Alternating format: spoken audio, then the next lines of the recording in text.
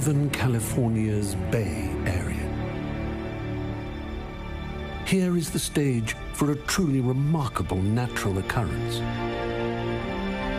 Every year, a great migration is made by one of the world's most mysterious species. To reach this utopian destination, these unique mammals will instinctively embark on a nomadic journey from all corners of the world. This is the developer's Triceratops, or as it is more commonly known, the developer.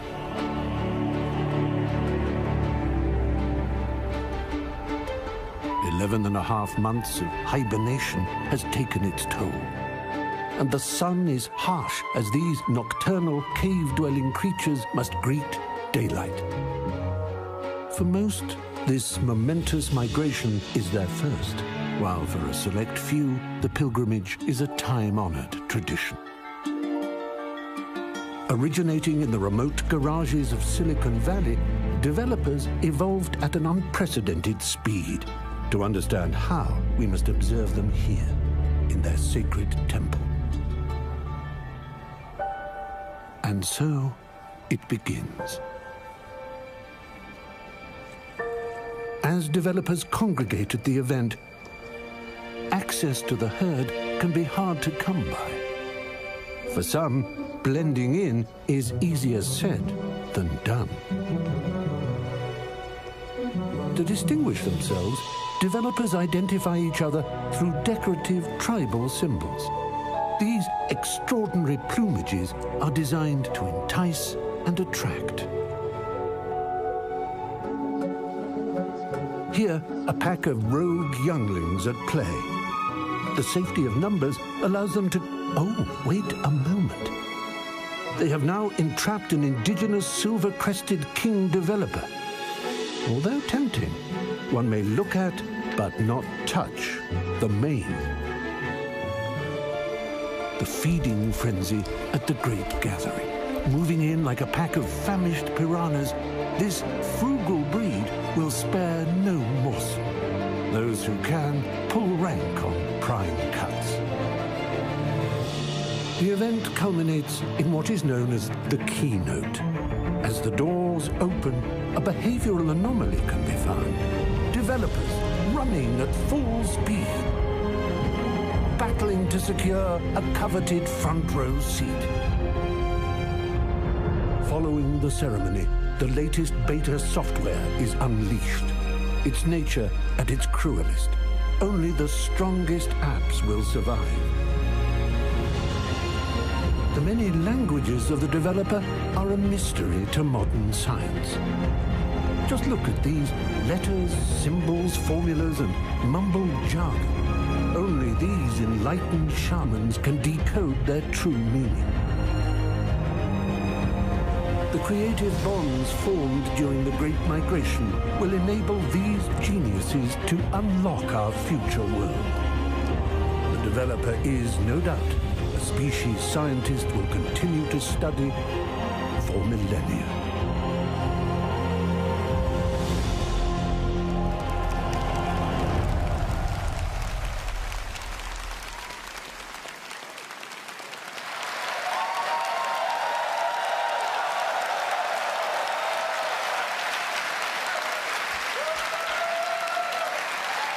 Good morning.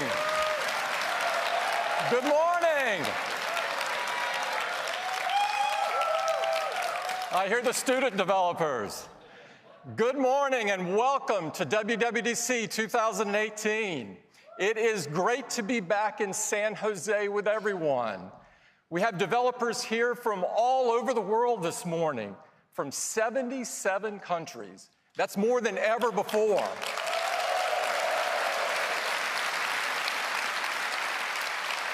And I couldn't be happier to announce that we now have over 20 million Apple developers around the world. That's more than ever before. We've got 6,000 folks in the hall this morning. Welcome. And many millions more watching online. Now, the way that developers get to share their amazing work is through the App Store. Your creativity and hard work have made the App Store the best place to get the very best apps. Next month, the App Store turns 10.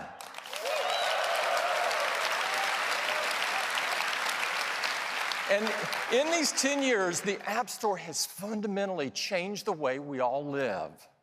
It's enabled countless new companies, created tens of millions of jobs, spawned entirely new industries, and it has forever changed our lives.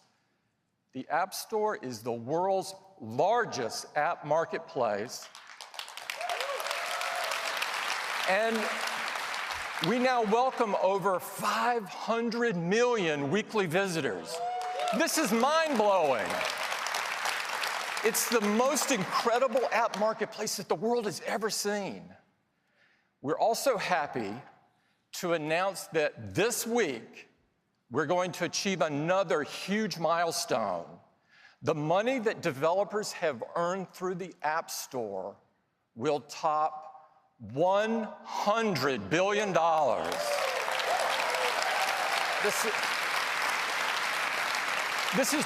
This is beyond remarkable. The App Store is clearly the best place for you to be rewarded for your hard work and creativity. Now, at Apple, we know that developers are a powerful group of creators, that they can achieve and they can develop anything that they can imagine with their code. We want more people to learn the power of code, and it all starts with Swift and Swift Playgrounds. We created Swift to make it so easy to learn to code that it was as easy as our products are to use. Swift is extremely popular. In fact, it's the fastest growing programming language out there. Now, Apple developers are already using it in huge numbers. In fact, over 350,000 apps have been written in Swift on the App Store. Now, we believe that coding is an essential skill and believe it should be offered by every school in the world. Now, learning to code has so many benefits. It develops problem solving and critical thinking skills. That's why we created Everyone Can Code, with free teaching and learning resources so that everyone could learn to code. It's been so successful and is now available to tens of millions of students around the world. Just imagine what this new generation of coders will create. Whatever it is, I'm sure that it's going to change the world. At Apple, changing the world and making it a better place is what it's all about for us. We aim to put the customer at the center of everything that we do. That's why, together with you, the developer community, we're working hard to provide new and better experiences for our customers to help them live a better day. And these experiences, of course, are expressed through our 4 amazing platforms. Today is all about software, and we've got some very exciting updates across all 4 platforms. We're going to get started with iOS. iOS embodies our philosophy of putting the customer at the center of everything that we design. Every year, we deliver a major iOS update that brings awesome new features that will impact the world. To tell you all about what we have planned for this year, I'd like to introduce Craig Federighi. Craig. Hey, good morning. All right. Well, our next big release of iOS is, you guessed it, iOS 12. Now, our customers, of course, are going to receive iOS 12 as a free software update. Now, it's easy to forget now, but iOS pioneered this approach of helping you get more out of the device you already own through free updates. And some of those updates have been really quite profound, like the App Store, giving us a whole new way to discover and download apps, It itself was delivered via software update, as were the folders we used to organize those apps. And can you imagine living without Find My iPhone or iMessage with its end-to-end securely encrypted messaging, or the revolution in iPad productivity with slide over, split view, and drag and drop, or AR, changing the way we interact with the world around us, all delivered via software updates. And of course, we want to get these improvements to as many of our customers as possible. iOS 11 supports devices that were introduced as far back as 2013, like the iPhone 5S. And we just love the way customers race to update to our newest releases. In fact, half of our customers upgraded to iOS 11 in just 7 weeks. It's incredible. Now, as we stand here today, 81% of our over 1 billion active iOS devices are running our latest release. And now, when you look at the competition, well, it's hard to say they really have a software update model. So iOS has the fastest adoption of any operating system. But what's much more important to us is customer satisfaction. And we're thrilled to report that customer sat for iOS 11 is at 95%. Now, delivering all of these features across such a wide range of devices while maintaining high performance is a challenge we take really seriously. And so for iOS 12, we are doubling down on performance.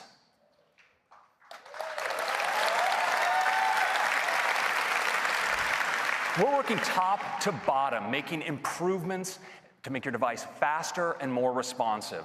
And because we want these changes to be available to the full range of our customers, iOS 12 will be available on all the same devices as iOS 11. This is the largest base ever supported by an Apple release. And we're focusing our efforts especially on the oldest devices. And while it's still early days, we're really pleased with some of the results we're seeing. And so I'd like to share some with you. And I'm going to use an example of a popular phone from a few years ago. This is the iPhone 6 Plus. Now on that device, iOS 12 delivers a number of improvements across common operations. You'll see that apps launch up to 40% faster.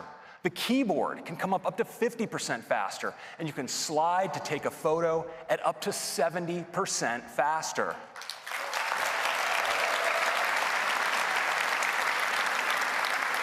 Now, our deepest focus this year is optimizing the system when it's under load. And that's where you need performance the most and where iOS 12 really shines. Now, we've put iOS 12 through our stress test, and we saw in those conditions share sheet coming up twice as fast and apps launching twice as fast. These are big, big improvements. Now, this took changes, thank you very much. This took improvements in many, many places in the system. And I want to highlight just one, and it starts with the silicon. You know, our tight collaboration with our chip team has enabled us to optimize iOS across the full range of our A-series silicon. Now, CPUs traditionally respond to increased demand for performance by slowly ramping up their clock speed. Well, now in iOS 12, we're much smarter. When we detect that you need a burst of performance, like when you begin scrolling or launching an app, we ramp up processor performance instantly to its highest states, delivering high performance, and then ramp it down just as fast to preserve battery life. Now, these are just some of the improvements that are coming to not just our older devices, but the full range of devices. And that's a quick update on performance.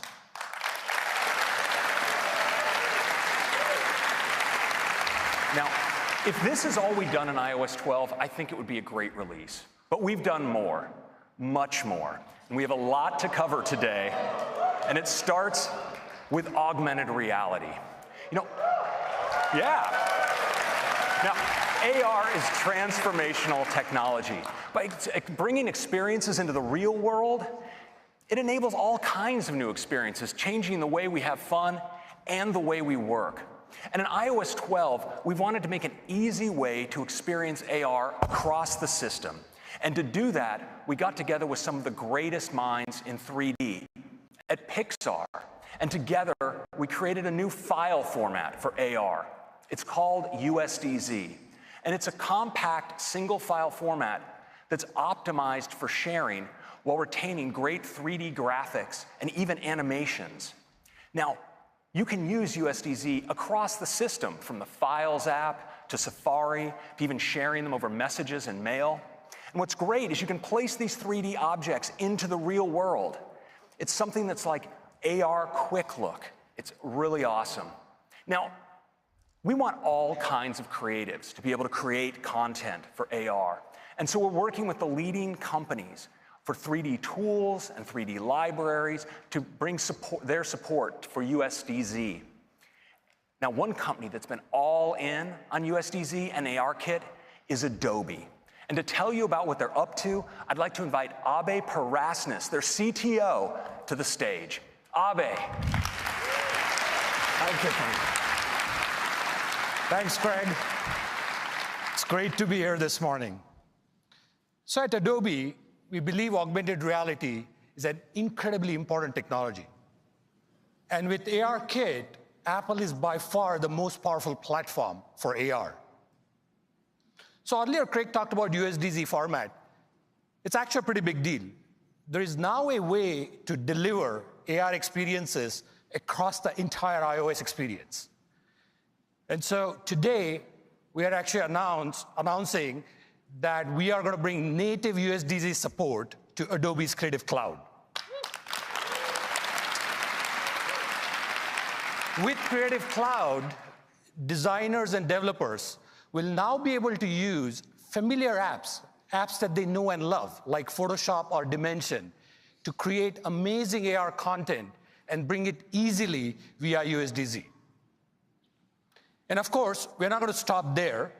We are going to bring the power of immersive design to Creative Cloud with a new set of services and applications, including a brand new iOS application that's going to let all of you design amazing AR experiences quickly. So you will be able to bring in images, videos, text, any object from Creative Cloud directly into a native AR environment. In fact, for the first time with Creative Cloud and iOS, you will have a what you see is what you get editing in AR. It's pretty cool. So come join us this afternoon, State of the Union, where we're going to give you a sneak peek of some of these new immersive design tools for the first time. Thanks. Back to you, Craig. Thank you, Abe. Now, a critical part of enabling AR is accurate measurement. And fortunately, the precise calibration of sensors in iOS devices and our tight hardware-software integration mean that we do this really well. And we wanted to enable everyone to take advantage of this capability. So we're introducing a new app, and it's called Measure. It makes it really easy to measure objects, detect rectangles and get their dimensions, and measure lines along surfaces. And I'd like to show it to you now. Now, in looking for something to measure, I ended up digging through the attic and came upon my old suitcase from my traveling days in college. A lot of memories in here. Now, I'm actually in the Measure app. You see, I can easily measure along this suitcase by just tapping and dragging out a line like that. And check that out. It's a measurement. Now, what's really cool is I can extend these measurements. So I can just tap, drag along another edge just like that, and even take it into full 3D by dragging down to the bottom like that. Isn't that cool? Now, I mentioned that we could automatically detect rectangles and show you dimensions of objects. So I have a photo here, actually. It's one my mom always wanted me to travel with of me as a baby. And so you see, what I can do with Measure is it automatically detects the dimensions of that photo. I can just tap and get, oh yeah, cute little baby, wasn't I? And you can get measurements just like that. It's really fantastic. Now, I'd like to turn now to USDZ and its support throughout the system.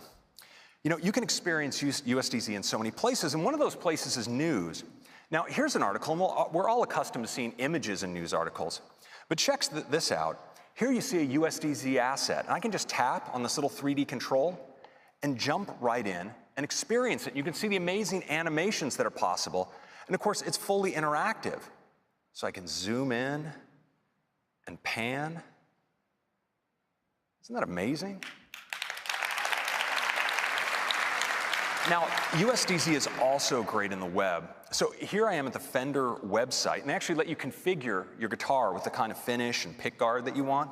So I can select a configuration option here, and then I can see the guitar I've configured. So I'm just gonna tap in. Of course, I can see the guitar here, but wouldn't it be cool if I could see it in the real world, in its real size? Well, there it is. Check that out. I think I'm going to capture that for posterity. And that's a quick look at USDZ and Measure in iOS 12.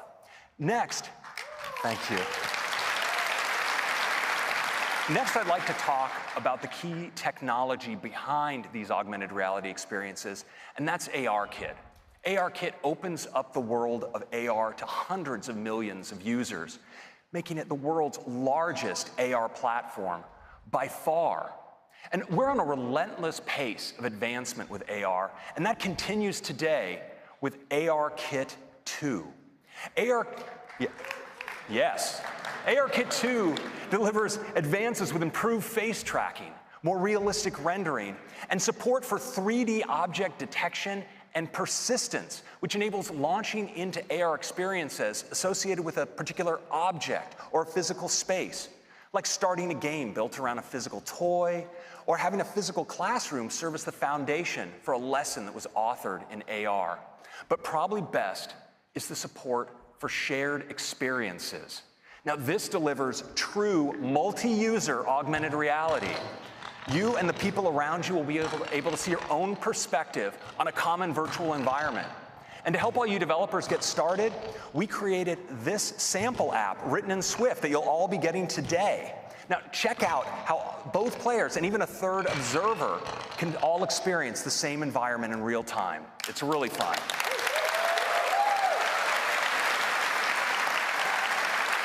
Now, we've also brought in a select few developers into our labs over the last couple weeks to work with ARKit, and they love it. Now, one of them is Lego, and what they've done is so fun, you just need to see it. So I'm pleased to invite Martin Sanders, Director of Innovation of Lego, to the stage to give you a live demonstration. Martin. That's great, thank you very much. Creating and playing with physical Lego sets brings great joy to millions of children and Lego fans all over the world. And now, with ARKit 2, we get to expand those creative possibilities like never before and take things beyond the physical. What we try to do is combine physical and digital together to really open up those creative play possibilities. Because our Lego sets are really the start point for all of those children's imaginations. And when we get a chance to really embed ARKit 2, it takes it to the next level. Let me show you what I mean. Here we have Assembly Square. It's one of our Lego creator sets. And already it has so many great details, it's awesome to play with. But wouldn't it be great if we could take things even further? Well now, with 3D object detection, we get to recognize our models and bring them to life.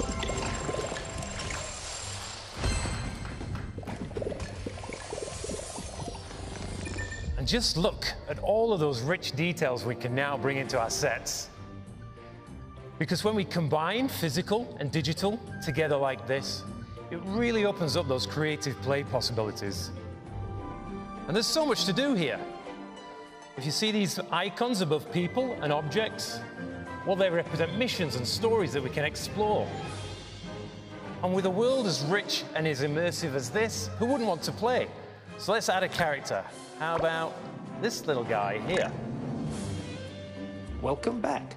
Let's go on an adventure. Awesome, let's go on an adventure. But going on an adventure with friends is often way more fun. So Anders, why don't you jump on in here? I'm always up for an adventure. Perfect. Because now, with ARKit 2's multi-user support, we get to play with up to 4 friends in the same space. Let's go ahead and add a few things from our collection, Anders. Okay, I will add a bank over here. Very nice, I like it. How about taking this for a spin? Ah, that's cool.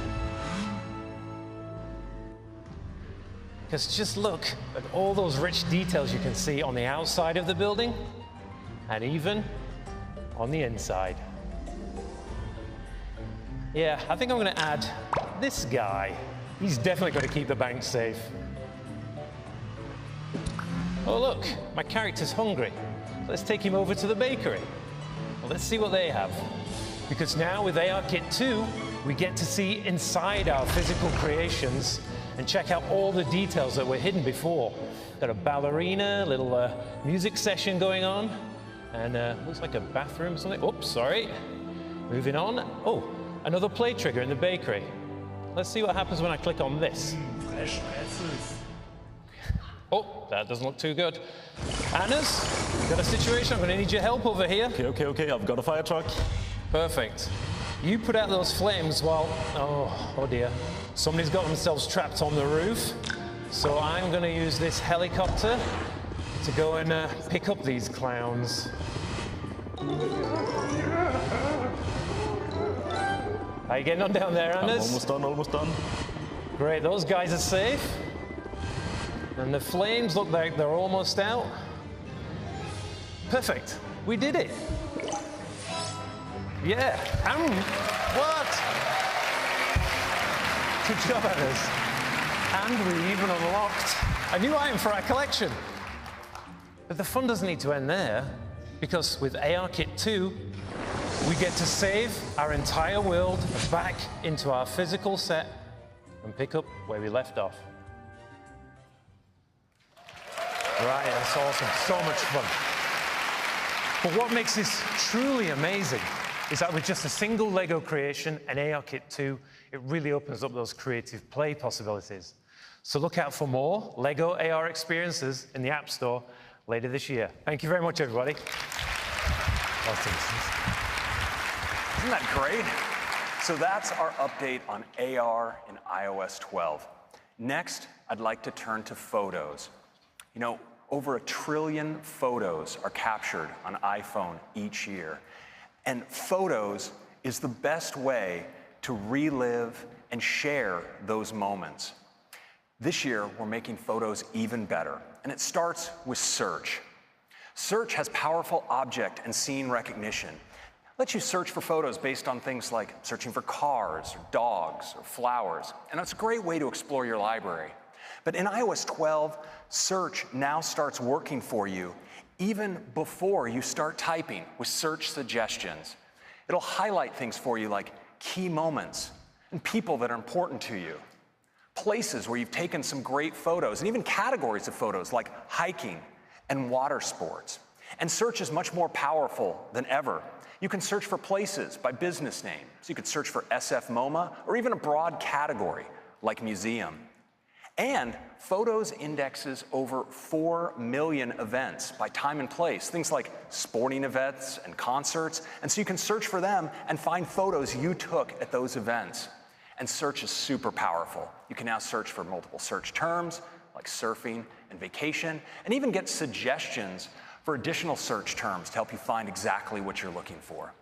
And now in iOS 12, we have an all-new tab. It's called For You. And with For You, you have all of your memories, those great memory movies, but more, like featured photos, highlighting a photo that you took on this day in past years. And effect suggestions, for instance, suggesting looping a live photo or applying a new portrait effect to one of your portrait photos. And we even highlight your shared album activity. Now, when it comes to sharing, there are many ways you can share photos, but our focus is on sharing great photos with the people you care about most. And that's why this year in For You, we've added sharing suggestions. So imagine you've gone out for a great dinner with some friends and you took some photos. Well, afterwards in For You, you'll see a suggestion like this to share those photos. If you tap in, you'll see that Photos is even recommending a set of photos from that set that you might want to share, and suggests who you might want to share them with, based in part by the people that appeared in the photos. When you share them, they're shared at full resolution out of your iCloud photo library, and when your friend receives them, something really magical happens. Their phone searches their libraries for other photos they took at that event and suggests that they share them back to you, so you both can end up with the full set.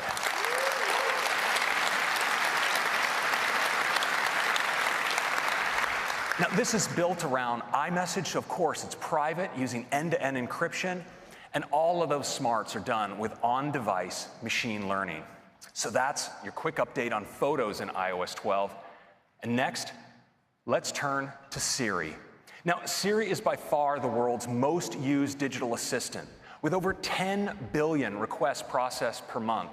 And because Siri works across all your devices, it's always there to help you through your day getting things done. Now, we all know that Siri works with many third-party apps for things like messaging, ride-sharing, and payments. But we wanted to make Siri able to do much more for you. And we're doing that by taking advantage of the power of apps with a new feature we call shortcuts. Now, with shortcuts, any app can expose quick actions to Siri. Let's look at some examples. Now, say you have the Tile app because you're always losing your keys. Well, the Tile app can expose the option to add a shortcut to Siri. You can assign your own phrase, such as, "I lost my keys," would be a good choice. And when you then say it, Siri will automatically activate Tile and show you right in the Siri UI, start ringing your Tile just like that. It's really great. Of course, there's so many uses for this kind of thing. You could say game time to get your team's schedule from TeamSnap, or help me relax to kick off a meditation, or order my groceries to order your usual. You know, with millions of apps, Shortcut enables incredible possibilities for how you use Siri. Now, as you know, Siri is more than just a voice. Siri's working all the time in the background to make proactive suggestions for you, even before you ask. And now, with shortcuts, Siri can do so much more. So for instance, let's say you order a coffee every morning at Phil's before you go to work. Well, now Siri can suggest right on your lock screen that you do that. You tap on it, and you can place the order right from there. Or if when you get to the gym, you use Aptiv to track workouts, well, that suggestion will appear right on your lock screen. And this even works when you pull down into search. You'll get great suggestions, like say you're running late for a meeting, well, Siri will suggest you text the meeting organizer. Or when you go to the movie, suggest that you turn on Do Not Disturb. That's just being considerate. And remind you to call Grandma on her birthday. Just tap, and it'll dial the call for you. Now, we think we're all going to really enjoy using shortcuts. And so we went a step further. We wanted to let you create your own shortcuts as users of multiple steps across multiple applications. And we're doing it with a new Shortcuts app. So with the Shortcuts app, you could do something like create a shortcut for surf time. And it could go get you the surf report, look up the current weather, get you the ETA to the beach, and even create a reminder for you to put on sunscreen when you get there. Now, it's all done with simple drag and drop steps in the Shortcuts editor right here. It's really easy. Now, to show you how shortcuts can streamline your day, I'd like to invite one of our leaders from our Siri Shortcuts project, Kim Beverett, to the stage to give you a live demo. Kim.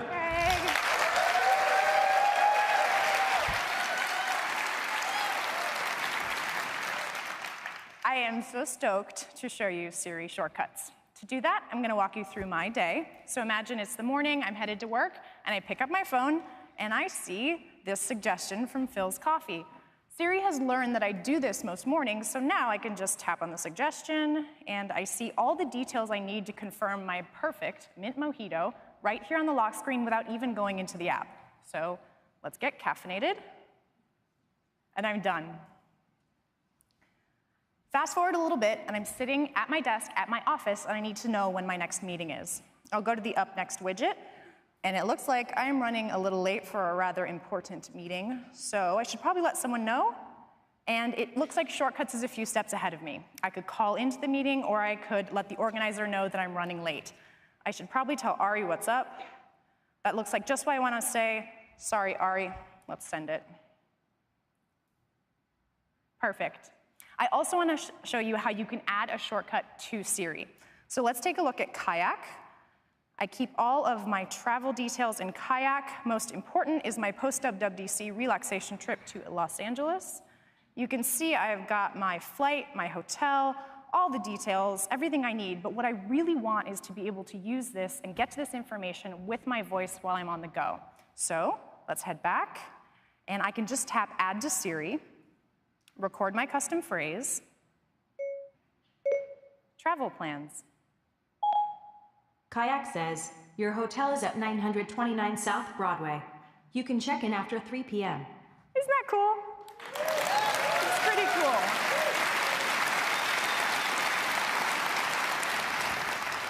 So I would love to be on that vacation, but I should, I don't know, probably finish this demo. So let's head back to work, and I can show you how the Shortcuts app can help me with my commute home. We start in the gallery, where there's hundreds of pre-made shortcuts that you can download, or we can hop over to the library, and I've got a bunch of shortcuts here, but I want to show you my heading home shortcut. You can see that it's just really a series of steps. It grabs my location and my travel time, and it sends my ETA to my roommate. It sets my HomeKit thermostat to 70 degrees, and it turns on my fan. And last, it gets directions home with Apple Maps with the best route to avoid traffic. Now, this is already pretty cool, but I happen to be an NPR News junkie, so I should probably just add that to my shortcut to save me some trouble on the ride home. Let's tap Search, and there's a bunch I can add here, but I can just tap Siri Suggestions, and there it is, Play KQED Radio. We'll drag this in, drop it, and we're set. I've already added this shortcut to Siri with the custom phrase heading home, so now, whenever I leave work, I can just say, heading home. You will get there in 1 hour. I sent a message to Cheryl. Your thermostat is set to 70 degrees, and I turned on the fan, playing KQED radio. Right? That's Siri Shortcuts in iOS 12. Thank you so much. Thank you, Kim.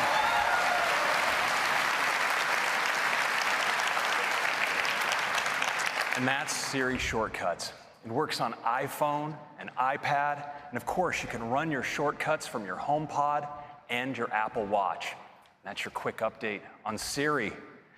Next, let's talk about apps. And to tell you about the latest, I'm going to hand it off to Susan. Susan. Hello. Thanks, Craig, and it is so great to be here. I'm excited to tell you about some great updates in some of our most popular apps, starting with one of my favorites, News. So, News is a personalized feed where you can see all the stories you want to read pulled together from trusted sources. And our top stories are handpicked by the Apple News editorial team to make a great collection of curated content. With our new Browse tab, you can discover new channels and topics, and we've made it even easier to jump to your favorites, because that's why they're your favorites, right? News shines on the iPad. We've added a new sidebar, and it's a great way to navigate. It makes it easy, and I think fun, to dig into the areas you're most interested in. So that's News. Now, we've completely rebuilt the Stocks app, and it's got a beautiful new design. Of course, you can still see the stock prices and the changes at a glance, But we've added spark lines, those little charts, that show the stock performance throughout the day. And that's cool, but are you ready? We are so excited to announce we're bringing Apple News to stocks. I'm really excited about that. And the top stories in stocks features business news, right? Curated by the Apple News editors. It's pretty terrific. You can tap on any stock to get a more detailed view, so you can see an interactive chart that now includes after-hours pricing. And you see relevant headlines from Apple News curated by our Apple News editors. So it looks great. And if you tap on one of those headlines, you'll see the full article without leaving the app. And of course, it's formatted to look gorgeous on the iPhone.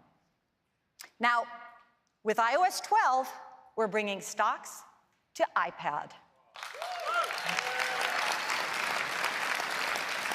It's pretty great, and we take advantage of the larger display so you can keep your eye on your stocks on the left while you browse through your financial news. It's a pretty great experience.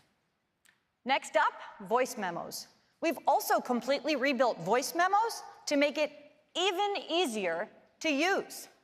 And we're bringing voice memos to the iPad for the first time. Importantly, we've also added iCloud support, so your recordings stay in sync across all your devices. We think iPad users are just gonna love this. And we think that iBooks is the best way to discover and experience ebooks, as well as audiobooks. And with iOS 12, we're introducing an all-new design. And we think the update is so great, we're calling it Apple Books, a new name. Very dramatic. We dropped the I. Apple Books has some great new features. For example, Reading Now, with a preview that makes it really easy for you to pick up reading right where you left off. And there's so much more, including a stunning new store that makes browsing through your ebooks and audiobooks better than ever. We love these updates, and we think you will too. But we also have a smart and safe way to use your apps in the car. I think you know I'm talking about CarPlay. CarPlay already supports third-party audio and voice messaging, voice calling and messaging apps. You probably know that. But what you might not know is with iOS 12, CarPlay will also support third-party navigation apps.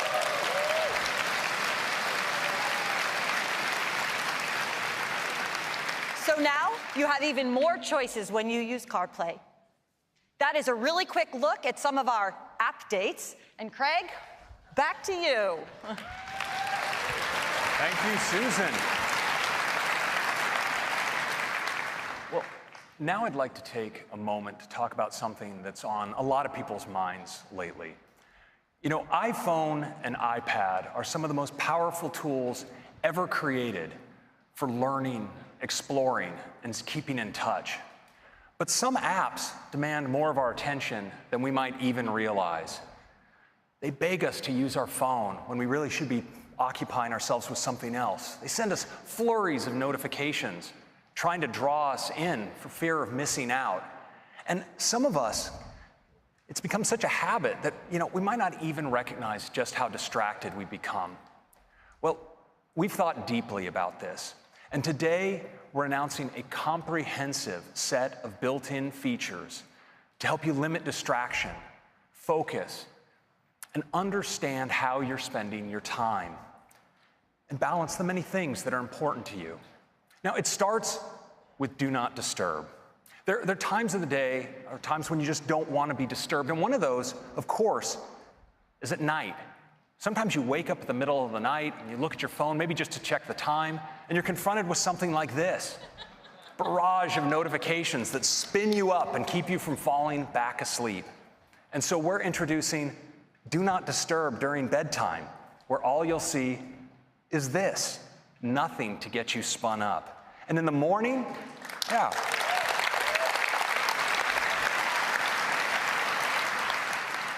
In the morning when you wake up, you're gently eased into your day. You can tap when you want to start confronting those notifications.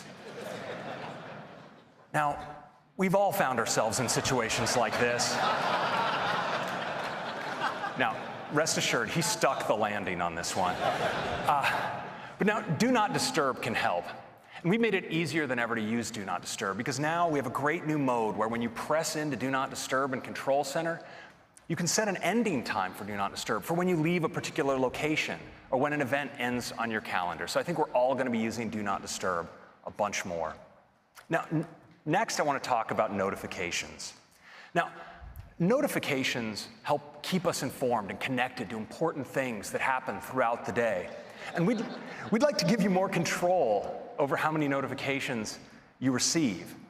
And so we're enabling what we call instant tuning for notifications right from the lock screen. You can press in to a notification, and from there you can decide to send future notifications from that app directly to Notification Center, bypassing your lock screen, or turn them off altogether.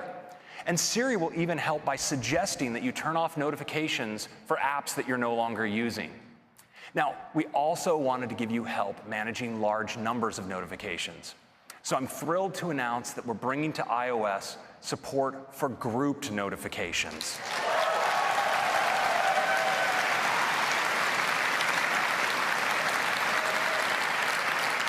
Notifications are grouped not just by app, but also by topic and thread. It gives you a great overview of the notifications you've received. You can tap in and look at a particular group. But of course, just as important, with a single swipe, you can triage a whole group of notifications away. So that's notifications. Now, in addition to these great features for helping you limit distractions, we wanted to go further. And it's with a feature we call Screen Time.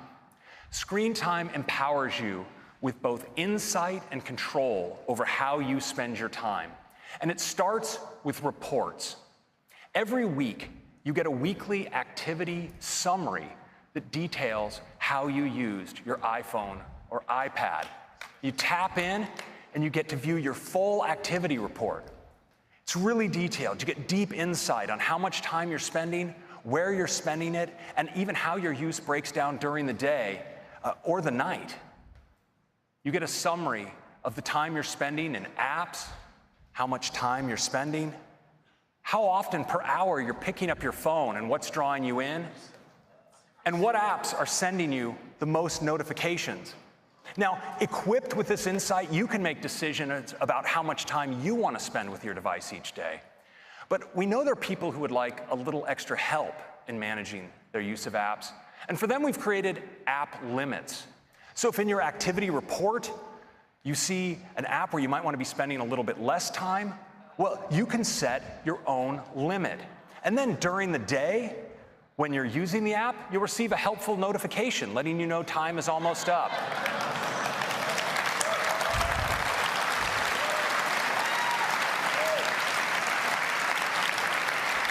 And once you've reached your limit, instead of the app, you'll see this. It's time to move on. Now, we'll let you grant yourself an extension if you want, but we'll give you a reminder later to move along. Now, this is also in sync across your iPhone and iPad, so your limits apply to your total usage. And we think this is going to be helpful for many people, but especially for some kids. And we know this is something that can help families achieve the right balance for them. And of course, it starts with providing your kids with great information, so they get an activity report of their own. But as a parent, you get one as well on your device. And based on what you see, you have the option of creating allowances. And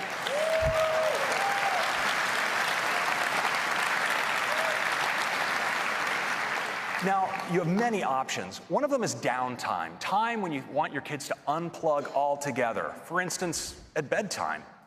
And you can also limit your kids' time in apps by category or by individual app.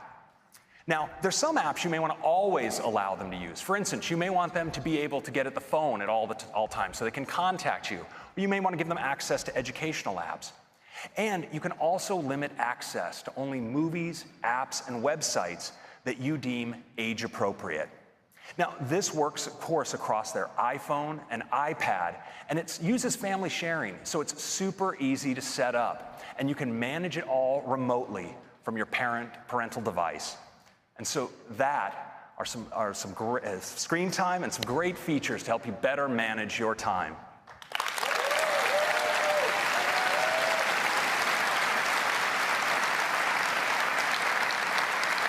Now, next, I'd like to talk about one of the most important uses of our devices, and that's communication. And we'll start with messages. Messages has given us fun ways to express ourselves with emoji and now Animoji. And one of the things that make Animoji so fun is how expressive they are. You know, from smiles to frowns to nods of the head and blinking of the eye. Animoji do such an amazing job tracking our expressions. And this year, we're taking Animoji to a whole new level, the breakthrough new technology we call tongue detection. That's right. Now, you can make your favorite Animoji do this. We're all going to be sticking out our tongues to our phones in the near future. Now, we're also introducing some great new Animoji that I think you're all going to love, like Ghost, Koala, Tiger, and T-Rex. But we wanted to take Animoji even further by making them even more personal. So I'm thrilled today to announce the arrival of the era of Memoji. That's right. With Memoji, you can create your very own personalized Animoji.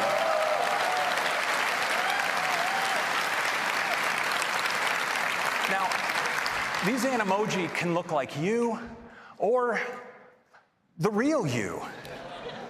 And we've worked hard to build a deep set of customization options to let our customers create an incredibly diverse set of Memoji.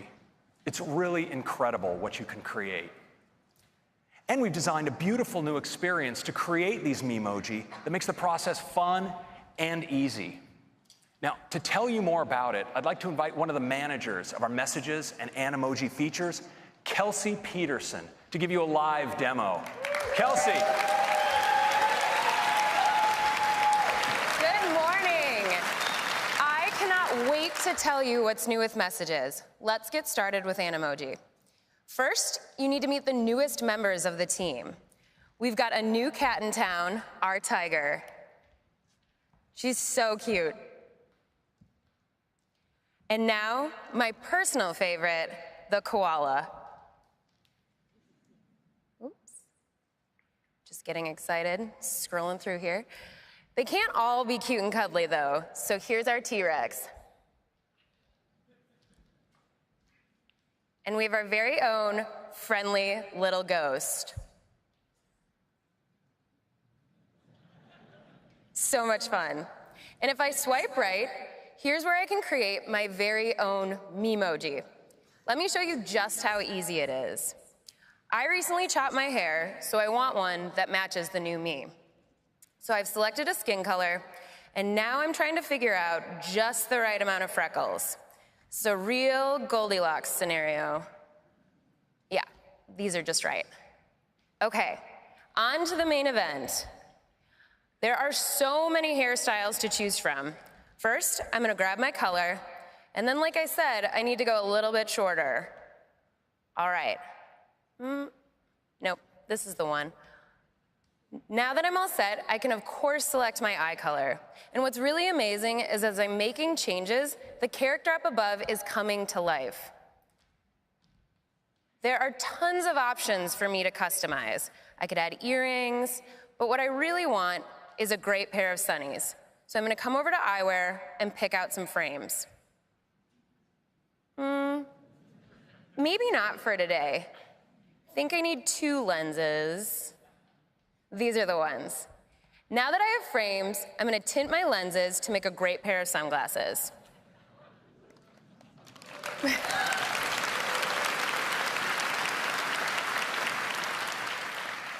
Perfect. Okay, I think I'm all set. I'll tap done, which saves my brandly created Memoji right here into the drawer alongside the rest of my team.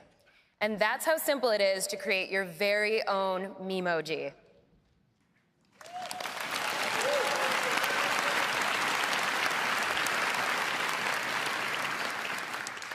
Now I have a brand new feature to introduce you to. This wasn't even in Craig's slides. We are bringing fun effects into the messages camera. Let's take a look. I have a message here from my partner. It looks like he's informing me that he's bought our dog, Ferdinand, yet another tiny dog hat. This isn't even the first. I think this is the perfect opportunity for a response with this new fun camera. So I'll tap to pull up the camera, and then I can see this little star over here on the left. Tapping on that gives me a strip with all sorts of new effects. So I could add things like shapes or text. But let's check out these filters.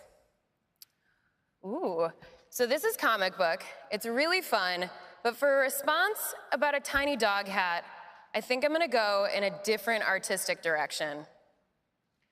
So what I really need to do is add a sticker from one of my favorite sticker packs.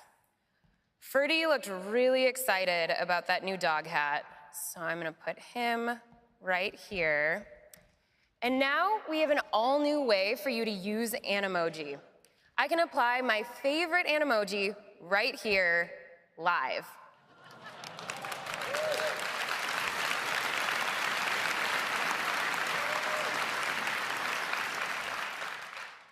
Here's the Memoji I just created. But I actually have just the one. It's of me in a very similar red hat, which is kind of perfect for twinning with my pup. So I'm gonna set up my shot, snap, and send. And that's a demo of the fun new effects and messages. Back to you, Craig.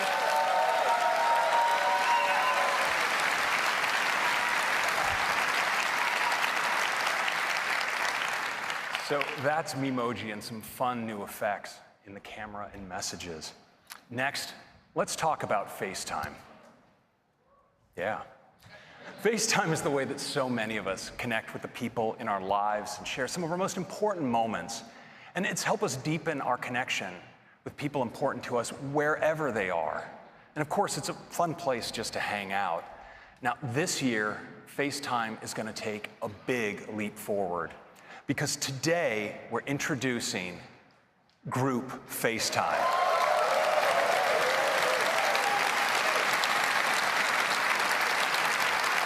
Now, you'll be able to FaceTime with 2 people, 3 people, actually up to 32 simultaneous participants. Now, setting up a group call couldn't be easier. Just instead of typing one person's name, you can do many. You can ring them by tapping audio or video. But we also introduced a great new way because FaceTime is now integrated into messages. So you can quickly go from a group chat you have going directly in to a group FaceTime. And members of the group can join in and drop out at any time. It's really great. Would you like to see it? Well, let's do a demo. Well, I think for our first live demo of Group FaceTime, I'm going to contact the folks back in Cupertino. Now, I can just dive into this conversation I have going with the members of the FaceTime team. And it looks like actually they're already on a group FaceTime call, so I'm just going to join right in.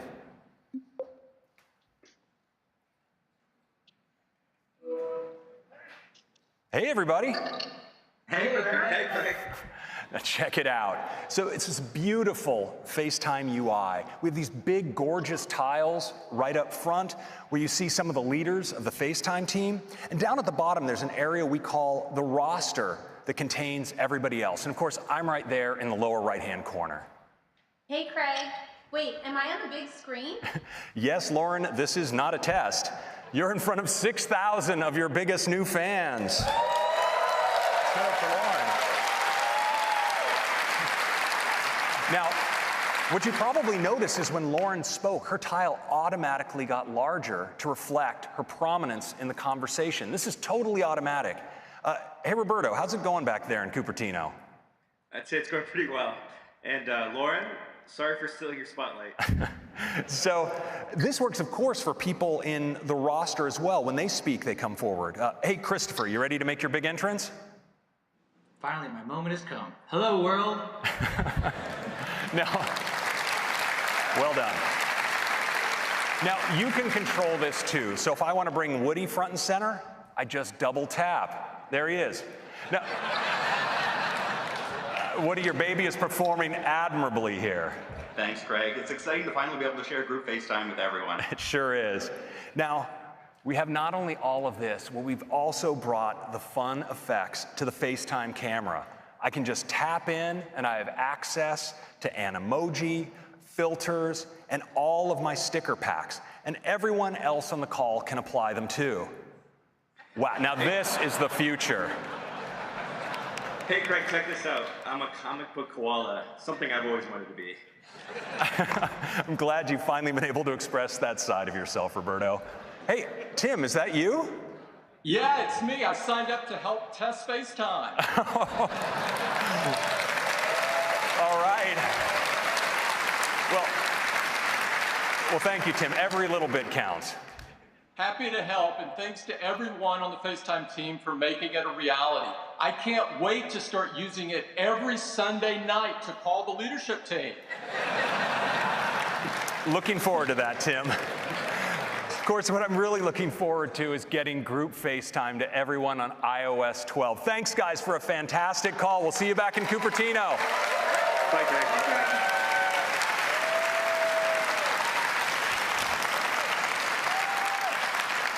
So that's group FaceTime. It works on iPhone, iPad, and Mac, and you can even answer in audio on your wrist on your Apple Watch. So that's FaceTime and messages, and this is iOS 12. Improved performance, new AR experiences, Siri suggestions, screen time, Memoji and fun effects in the messages camera, and group FaceTime. I hope you like it. I'm going to hand it back to Tim. Thank you. Thank you, Craig. iOS 12 looks fantastic, and we can't wait for everyone to get their hands on it. Next up, we'd like to talk about the Apple Watch. Yeah. When we began development of the watch many years ago, we had a vision for just how impactful and essential it could become in our lives. So we worked very hard to create something that you would love and want to wear all the time. And customers do love it. In fact, Apple Watch is #1 in customer satisfaction. And not just this year, but every single year since we launched in 2015. And growth has been off the charts. Apple Watch grew 60% last year. We're constantly hearing from customers about the many ways that the Apple Watch has changed their lives. And I'd like to share just one of them with you this morning. Mary Dobjan was boating with her husband, John, when due to a medical condition, all of John's muscles went completely limp, and he fell into the ice-cold water. With her arms wrapped around John to keep him from drowning, Mary could not reach her phone to call for help. But with her Apple Watch, she was able to call Siri, or to use Siri to call 911. Rescuers soon arrived and saved John's life.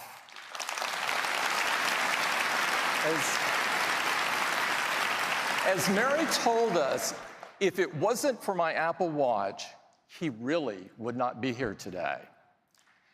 This is just one of the many stories that we've heard about how Apple Watch is impacting people's lives. They range from getting people to be more active, to helping users live a healthier life, or even to alerting users to an elevated heart rate. Apple Watch brings such amazing capabilities right to the wrist. And of course, at the heart of this is watchOS. We're excited to introduce watchOS 5 today, which brings even more ways for you to stay active and connected. And I'd like to hand it off to Kevin Lynch to tell you all about it. Kevin?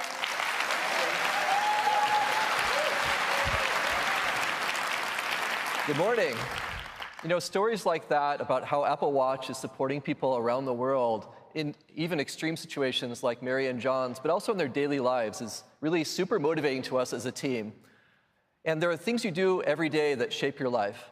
And Apple Watch has two key areas it's working to help you support those activities every day. First, staying active to increase your well-being and health. And second, being connected to the people and the information that you care most about. We're moving watchOS forward in both of these areas. Let's start with health and fitness. Now, much of the power in the health and fitness features that we put in Watch are really empowered by the investment we do to make sure the data you see is accurate. The data from our custom-built heart rate sensor, accelerometer, gyro, GPS are all thoroughly validated. In fact, from our fitness lab, we've studied over 6 terabytes of data, where 12,000 study participants logged over 90,000 hours of sessions. They actually burned 2.3 million calories doing this. We believe this is the largest biometric data collection of its kind. And we take this information and we work to integrate this seamlessly with the user experience. So when you raise your wrist and you look at your activity rings, the information is not only accurate, but it's also meaningful to you. And we really love hearing about your focus on closing these rings. And we really enable this through a number of ways in Apple Watch. First, of course, we do daily coaching, so you can see what your goals are for the day. We also support celebrations when you achieve your goals. And we have special edition challenges, like the most recent Earth Day challenge that we did. And on a monthly basis, we do monthly goals that are personalized to you. And of course, the Activity app also supports activity sharing, which has become one of the most popular features of the Activity app. Many of you love the excitement of good old-fashioned competition, though. So in watchOS 5, you can challenge any of your activity sharing friends to a 7-day competition whenever you would like. And if they accept, you each try to win the week by closing your rings and earning points. You earn 1 point for each % of a ring that you close. And while you're in the middle of a competition, your progress notifications are updated to not only show you the progress your friend's making, but also where you stand in the competition. And when you win, you receive a new award. We're really excited about this addition, and if you're competitive, it gives you a whole new way to enjoy the Activity app. Now, when you do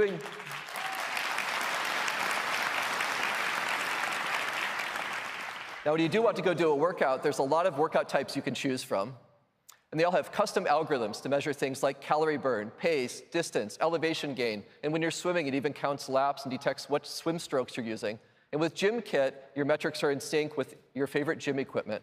And we're really excited to bring more enhancements to workouts in watchOS 5, starting with a new workout type for yoga. Now, this works primarily from your heart rate.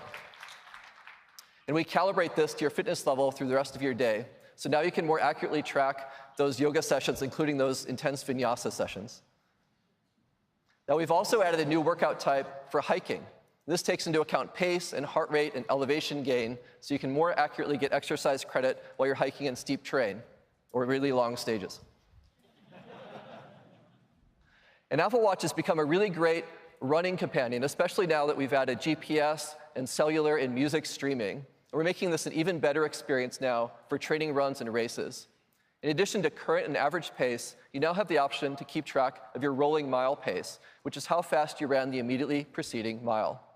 You can also now set a custom pace alert, so your Apple Watch will tap you when you're above or below the pace that you've set. And finally, runners will now get cadence, so you can see your current steps per minute.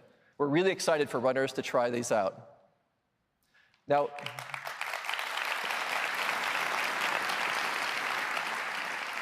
there's sometimes when you forget to start a workout on Watch, but you've started working out. And to solve this now, we're adding automatic workout detection.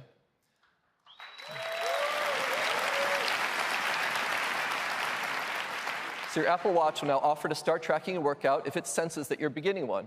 And even if you press start sometime after you began working out, you'll get retroactive credit for the workouts that you did.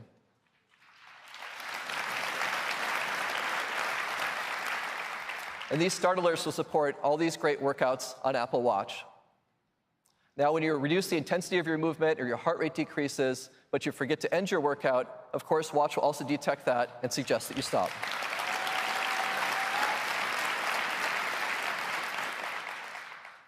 So all these new features, activity competitions, the new yoga and hiking workout, new features for runners and automatic workout detection are all enabling you to more accurately track your workouts and stay motivated while you do. Now let's talk about being connected. Apple Watch enables you to remain in the moment while also easily connected to the people and information that you care about. And the introduction of cellular made this even better. You can stay connected even when you're going out for an evening, running some errands, or even going for a swim. Or stay in touch when your phone might not be easily available to you. And staying connected with people you love is something that our customers love about Apple Watch. You can easily make or receive a phone call, and you can hear the emotion and tone on the other end of the voice as you talk in real time. Or you can use messages to have impromptu, short conversations with loved ones in a message thread. In watchOS 5, you'll have an entirely new way to communicate on your watch. That's real-time voice, but with the spontaneity of short messaging. Did you steal my chips? Maybe. I cannot wait till you go to college. Introducing Walkie Talkie.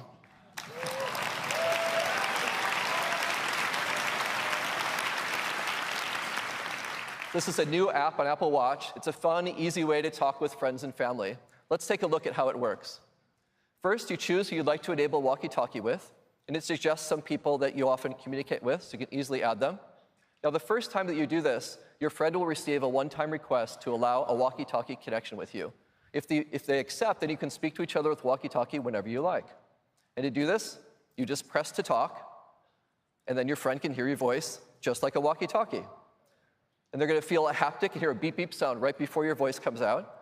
And this new watch-to-watch connection works over cellular or Wi-Fi. It has really high audio quality, and it's a lot of fun. We can't wait for you to try this out. That's walkie-talkie.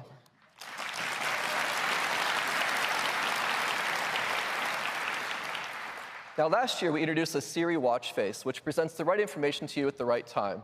And Siri does this using machine learning, so it's going to get better at predicting your actions over time by combining inputs like the time of day, your location, your daily routines, or which apps you use when. We're making some great enhancements to the Siri watch face now.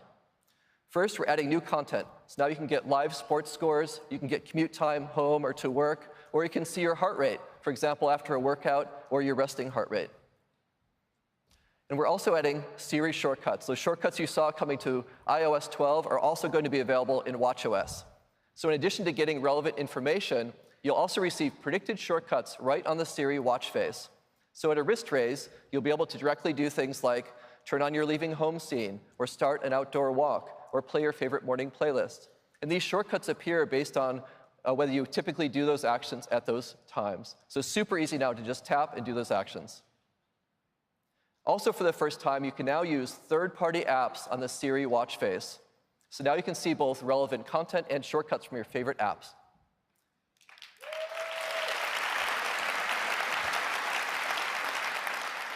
So if you always go running with Nike Plus Run Club at a certain time, or you're logging your meals with Lose It, or you use Citymapper to find your commute home, you just raise your wrist and tap. It's that easy. So new content, support for shortcuts, and third-party apps making for an even more powerful Siri watch face. Now, currently, to talk to Siri, you raise your wrist and you say, "Hey, Siri." And when you think about this, it's quite a strong signal when you raise your wrist and talk to your watch. It's kind of like when someone's standing right in front of you. You don't need to say, "Hey," because you have their attention already. So we're bringing this same social cue to Siri on the watch. So you no longer need to say, "Hey, Siri." You just raise your wrist and talk to Siri.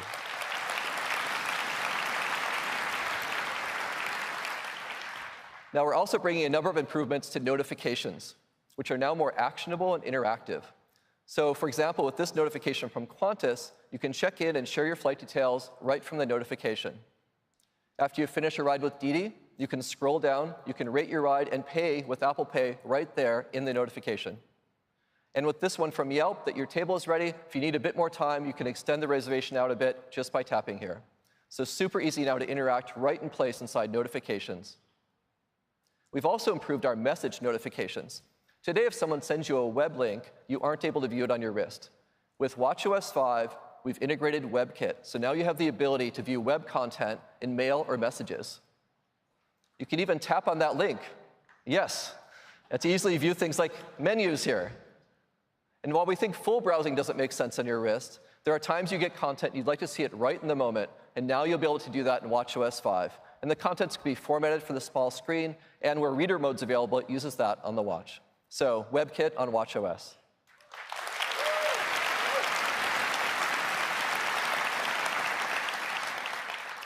Now with watchOS 4, we introduced an entirely new way to listen to music while you're on the go. You can stream 48 million songs on your wrist with Apple Music, or you can listen to automatically synced and curated playlists. And now, with watchOS 5, we're giving you even more to listen to. That's right, the Apple Podcasts app is coming to Apple Watch. Upcoming episodes from subscribed podcasts will be automatically synced to your watch, so you can get them right there. Or you can just ask Siri to stream a podcast for you, and it'll start playing. And playback resumes across all your devices, so you can continue just where you left off. So that's podcasts. Now, those are the great new features coming in watchOS 5 to stay connected with people and information that you care most about. Interactive notifications, web content, new content and shortcuts in the Siri face, podcasts, and of course, walkie-talkie. Now, we'd like to show you this stuff live in action, and we thought we'd increase the challenge a bit in our live demo here today to keep it interesting. So Jules, who helps lead our fitness experiences, is actually going to do the demo while biking.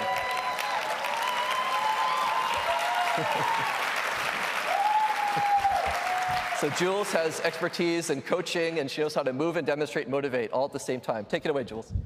Thank you, Kevin. I've got some great stuff to show you that I think you're really going to love. And bonus is I get to work on closing my rings while I do it. So first, I'm super excited to show you how easy it is to start a workout with GymKit. I just tap to connect and accept on the watch. And now I can control and start the workout right here from the console on the bike. All of my data between the watch and the bike is in sync, and all of my workout metrics are accurate. Now, I wouldn't typically be trying to demo things for you and sneak in a workout at the same time, but I want to show you activity competitions. And to do that, I need to keep moving. This morning, I got this notification, and it says, your competition with Jay is down to the last day, and it's a close one. Have you got what it takes to win? Have I got what it takes? You bet I do. But if I scroll down, I can see that Jay has moved ahead of me by a couple of points, and that's not okay because this thing ends tonight. So I think I'm going to add a little resistance to this workout here and work to earn as many points as possible and move ahead of Jay by the time this demo's done. I can simply tap here and send him a little smack talk to let him know I'm coming for him. Let me show you interactive notifications because I have dinner reservations tonight that I made through Yelp. If all goes well here, I'm going to go out with my girlfriends from work to celebrate. And because we all know that Jay's going to lose this competition, maybe I should invite him along so it can be his treat. Now I can simply add to the number of guests and confirm right here in the app without ever having to open it. It's that simple. Now in watchOS 5, notifications from apps are smartly grouped together. And here are a couple messages from my friend Catherine. We're trying to get to a yoga retreat this summer, and it looks like she sent me a link. Now I can tap it here and see if she's found somewhere great for us to go. Oh yeah, this looks beautiful. I'm already in, but I could continue to scroll through the site, maybe read a little bit more about the retreat, even check the dates to make sure that they work. And I can do all that right here from my wrist.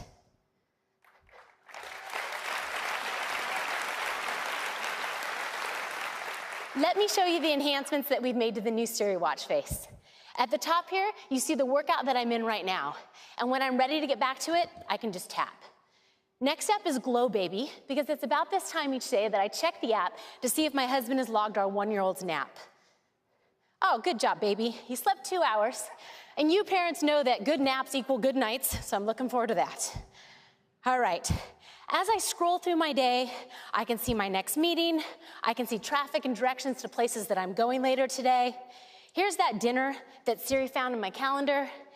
And waiting for me at the end of my day is a shortcut to my evening meditation with 10% happier. Nice. Now, I want to check back in on this competition, but I thought it might be a good idea to get a little moral support from my #1 fan. And you heard Kevin say how walkie-talkie is so great for staying in touch with close friends and family. So I set my daughter up with walkie-talkie so that she can help demo what it's like to receive one and maybe give me a little bit of love up here. Oh, there she is. Mommy, I see you on TV. Isn't that fun? How am I doing? So good. I know you'll beat Uncle Jay. Hashtag mommy for the win. Thanks, Peach. I love you.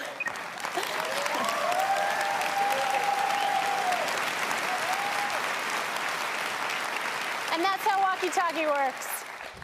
All right, the time is now to check in on this competition and see if I have done enough to pull ahead.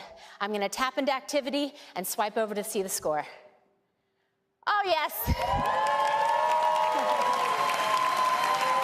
Sorry, Jay, but the day is still young.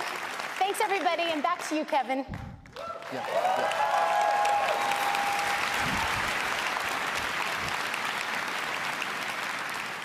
Way to go, Jules. So in watchOS 5, we've enabled even deeper integration on the watch for apps, enabling them to work right in the moment. And apps can include interactive controls within notifications, so you can quickly do more without even opening an app, like extend your parking with Pay by Phone. And with shortcuts, there's also new opportunities for third-party apps to appear on Apple Watch right on the watch face. You can tap on a shortcut on the Siri face to order coffee, rent a bike, or pick up where you left off in a workout. You can even use your custom Siri commands that you created on your phone to speak on your watch. And for native apps building rich experiences, we've improved the Workout API for greater performance, and we've added the ability for third-party apps to play background audio.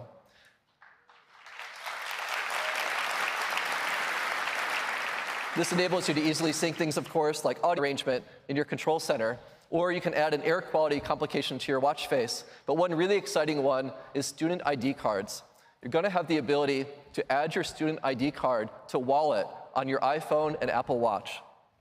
And this works by simply holding your watch near a reader. Anywhere you can use your student ID cards on and off campus, you can get access to places like your dorm or the library or events on campus. You can even pay for things like snacks or laundry or dinners. And this works with your watch or your phone, and it will be available this fall, starting with these universities, and will expand to more campuses over time.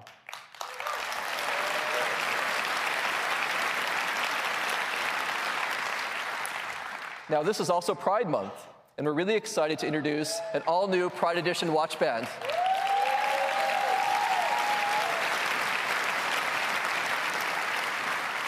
And we didn't stop there. We made a beautiful new face that matches perfectly with the band.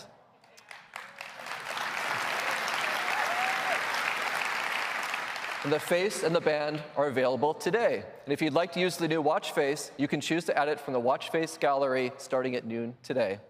That's just some of what's coming in watchOS 5. Thank you very much. Back to Tim. Thanks, Kevin. Thank you, Kevin. watchOS just keeps getting better and better, and we're excited for you to try all of these great new features to help you stay more active and connected. Next up is Apple TV.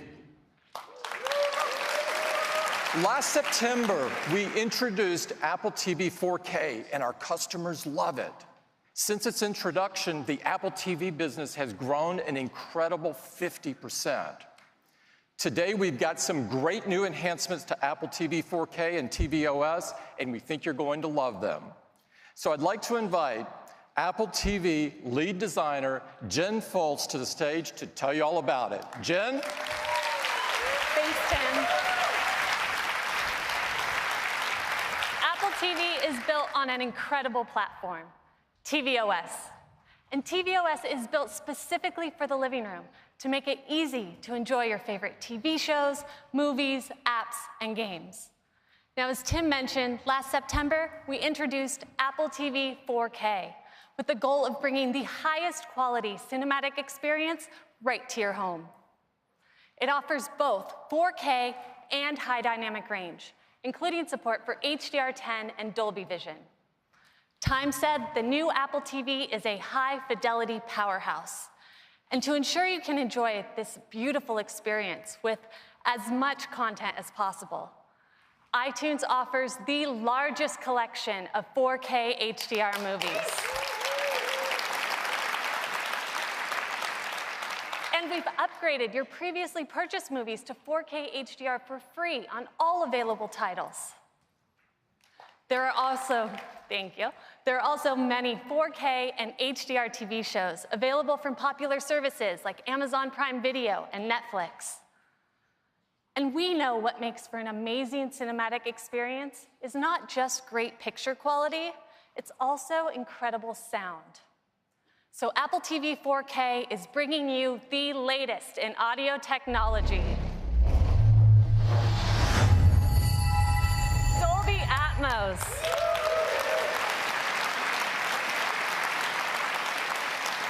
With Atmos, you get room-filling sound, the perfect complement to the stunning visuals of Apple TV 4K. Now, what makes Atmos so special is that unlike a traditional surround sound setup where sound is assigned to channels like the left or the right, Dolby Atmos has the ability to completely immerse you.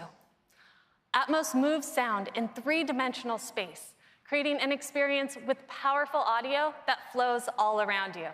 It puts you right in the center of the action. All this with a home theater setup as simple as a Dolby Atmos-enabled soundbar and an Apple TV 4K. In fact, Apple TV 4K is the only streaming player to be both Dolby Vision and Dolby Atmos certified.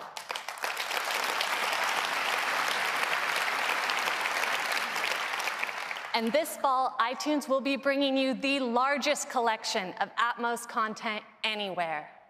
And just like with 4K HDR, your iTunes libraries will be upgraded to include Dolby Atmos on all supported titles for free. Now, of course, these movies and so much more are available in the Apple TV app. The Apple TV app is the center of your video experience, a single place to find and watch what you love across your favorite apps. It's on Apple TV, iPad, and iPhone, where you can find not only on-demand TV shows and movies, but also live content, including sports. The Apple TV app now offers a huge range of live sports. And we've added live news to make it even easier to stay current. The addition of live sports and news providers brings the coverage of the TV app to over 100 video channels, giving you a massive selection of content all in one place.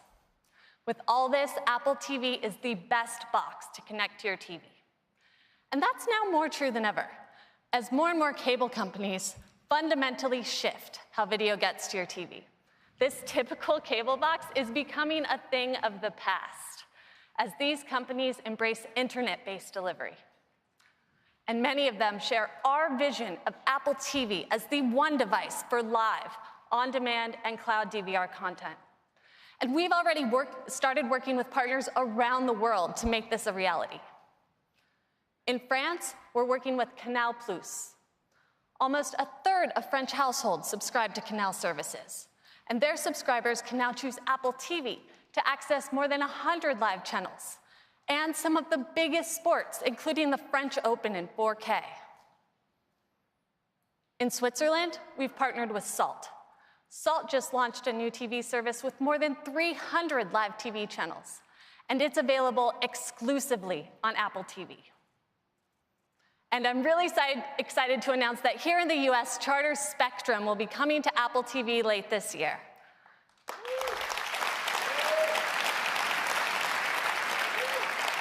That means that up to 50 million homes will be able to choose Apple TV to access all their live channels and thousands of on-demand programs. And they'll be able to use Siri and the TV app to get access to their TV service, not only on Apple TV, but on iPhone and iPad as well. Now, with nearly any cable subscription, you can get access to dozens of video channels, like ESPN, Showtime, NBC, and many more. But it used to be really painful to set up, having to authenticate each app individually. I'm sure all of you have seen that 6-digit code you have to go online and type into a web browser. Well, last year we introduced single sign-on. Enter your cable credentials only once, and we unlock all of the apps your subscription supports. Well, now we're making it even easier with zero sign-on.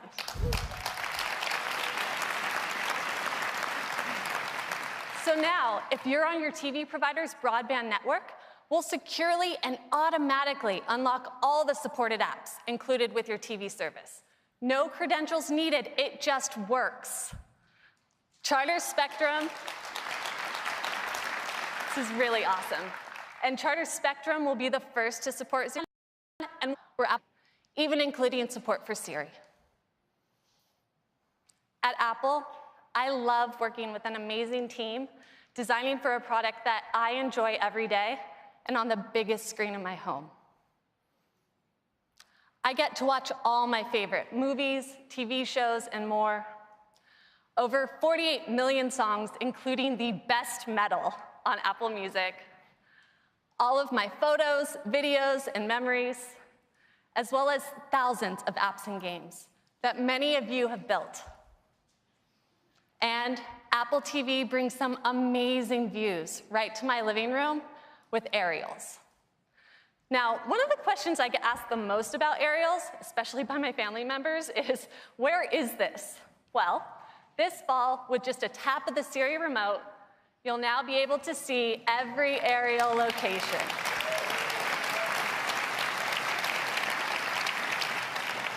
And you can even swipe between locations, so you can see even more. And today, I have an incredible new location to share with you.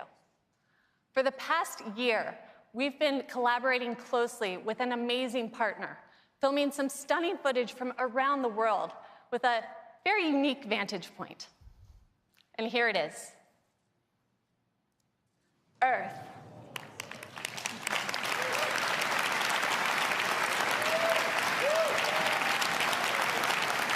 This is filmed by astronauts aboard the International Space Station. You can see Sicily just off the boot of Italy, and check out that Mediterranean Sea. The blue is just phenomenal. So here's a fun fact. The space station makes an orbit every 90 minutes. So that means they get 16 sunrises and sunsets every day. And with all those sunsets, nighttime can be particularly stunning, the way those urban areas pop with light. Here we are flying over South Korea toward Japan.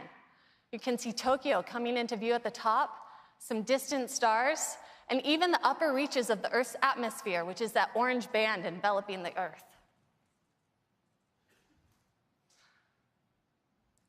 And here's one that might look a little more familiar. This is the Northern California coast heading southward. You can see Lake Tahoe surrounded by snowcaps and the San Francisco Bay. These are truly incredible and offer such a unique perspective on the world. I'd like to give a huge thanks to the International Space Station National Lab and CASIS for all their help in making this a possibility.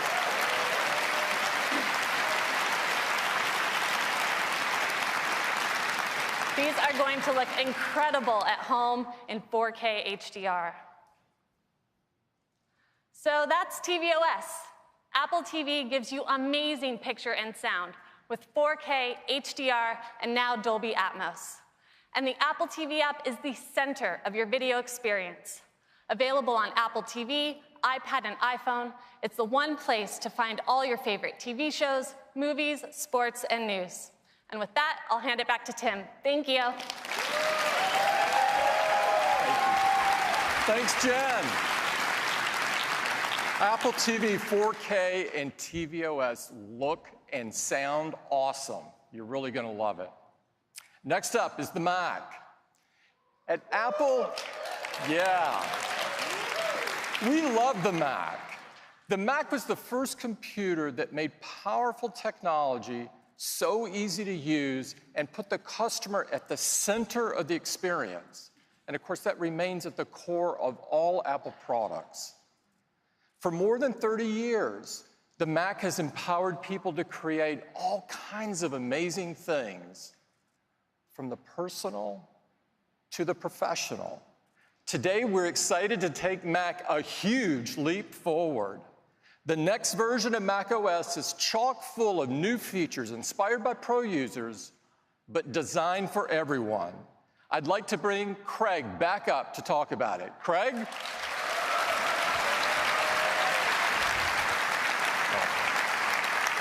Hello again.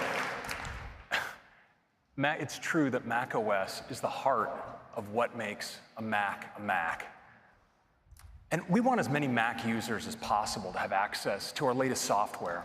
And that's why 6 years ago, with the introduction of OS X Mavericks, we began offering our macOS updates free for Mac users. And 2013 was also the year that we first introduced our California naming theme.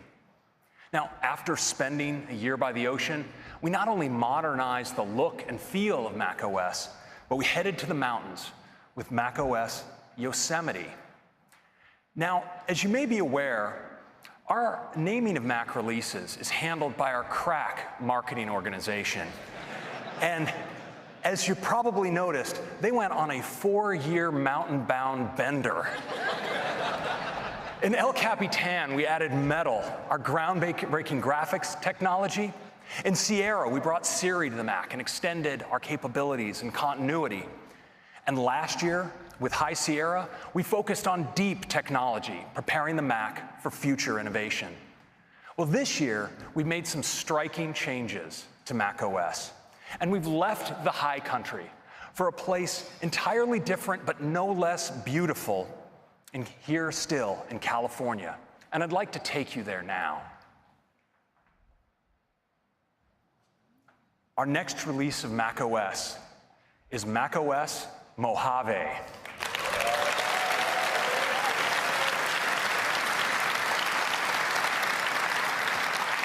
Now, Mojave is beautiful during the day, but what really captured our imagination was the beauty of the desert at night.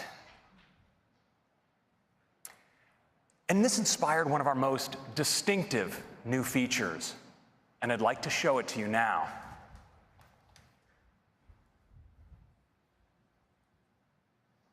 So here we are live in macOS Mojave, and I'd like to show you a new side of Mojave.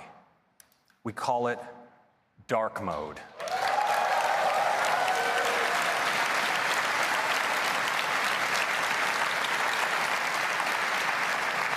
Now, as you see, dark mode is not just about the dock or the menu bar. It extends to your Windows Chrome, your sidebar, and even the content of the windows.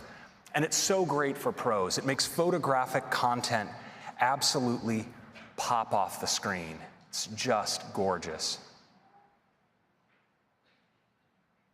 So nice. And this is great not just for photography, but when working on presentations or documents. It's also great doing ordinary things if maybe you're working in a dark environment.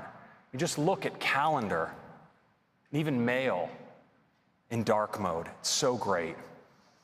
And I think some of us are going to want to run dark mode just because it's so cool. I mean, your emoji look great. Your photos look great. I mean, check out your album art in music or your For You feed in Apple Music.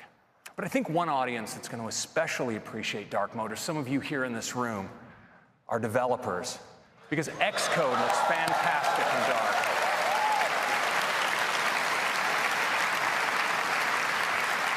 Whether it's your source code or even interface builder and all of its inspectors, they just look fantastic in black.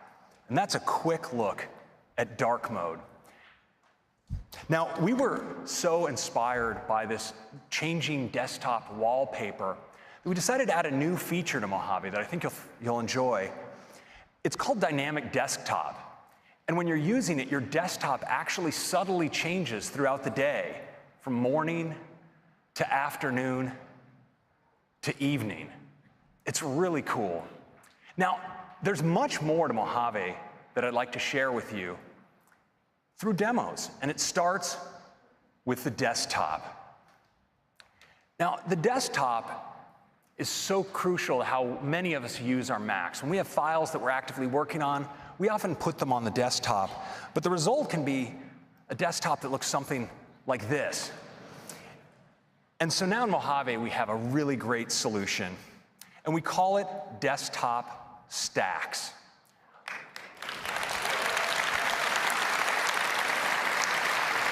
All of the contents of your desktop are automatically arranged into these stacks. And they can be arranged by kind, by date, or even by tag. And they're really easy to use. You just click on them, you can see all the contents in the stack, you can double click to open a document, and put it away. And they stay organized. So for instance, if I bring forward mail, maybe I drag an image out, I want you to watch what happens, because the image flies right into the right stack. Now, you can also scrub your stacks. So for instance, I'll just scrub across this stack. You see I can select between different photos, pick one up. Actually, let me just hide mail here, mid-drag. Got a little excited with with all of my stack action. So I can just drag this out and drop it in just like that. And that's a quick look at stacks. Now, we've also brought some great new changes to the Finder. I'd like to show them to you now. Now, it starts with a new view. We all enjoy using icon view, list view. There's, of course, column view, but now we've added an all-new view called gallery view. It has a big preview up top, a set of thumbnails along the bottom, and it makes it easy to preview images, video, presentations, documents, spreadsheets, PDFs, and of course, with images, sometimes you want to know more detail about, for instance, how they were captured. And now the new sidebar in Mojave really helps because it now supports full metadata. So you can see around your photo the camera you took the photo on, the kind of lens, the aperture settings, and so forth. It's really handy. And you'll notice also along the bottom, there's this new area called Quick Actions. And quick actions let you act on the current photo. So for instance, if I have a photo like this and I want to edit it, I don't have to open it and go or do a new app. I can rotate it right here inside the Finder. It's really powerful. Now, this sidebar is available in other views of the Finder. So for instance, I'm just going to bring up the preview pane here, and I'm going to do a multi-selection of a PDF as well as several images. And you'll notice that the Quick Actions area is contextual. So it shows me Create PDF as an option. I'm going to click Create PDF, and it's going to assemble all of these photos into a PDF just like that. But what's really great is these actions are also customizable. So you can create automator actions and assign them to buttons here inside of Finder. So you'll notice that now that I have this PDF selected, I have an option to run a custom automator action that I've created called Watermark PDF. When I click it, my custom action runs, and my document is watermarked, just like that. And those are some quick enhancements to the Finder.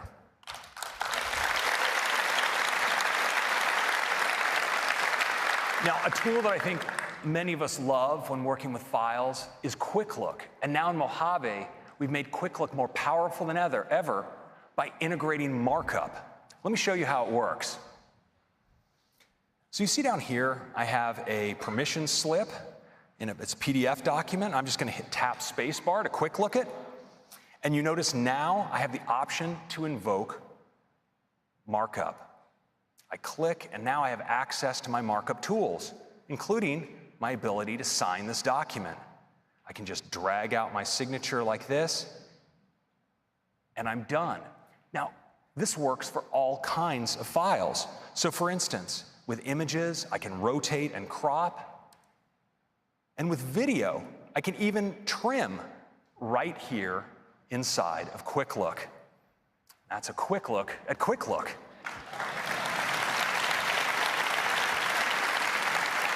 Next, I want to talk about how we capture content on our Mac, because one of the tools I think many of us use all the time is screenshots.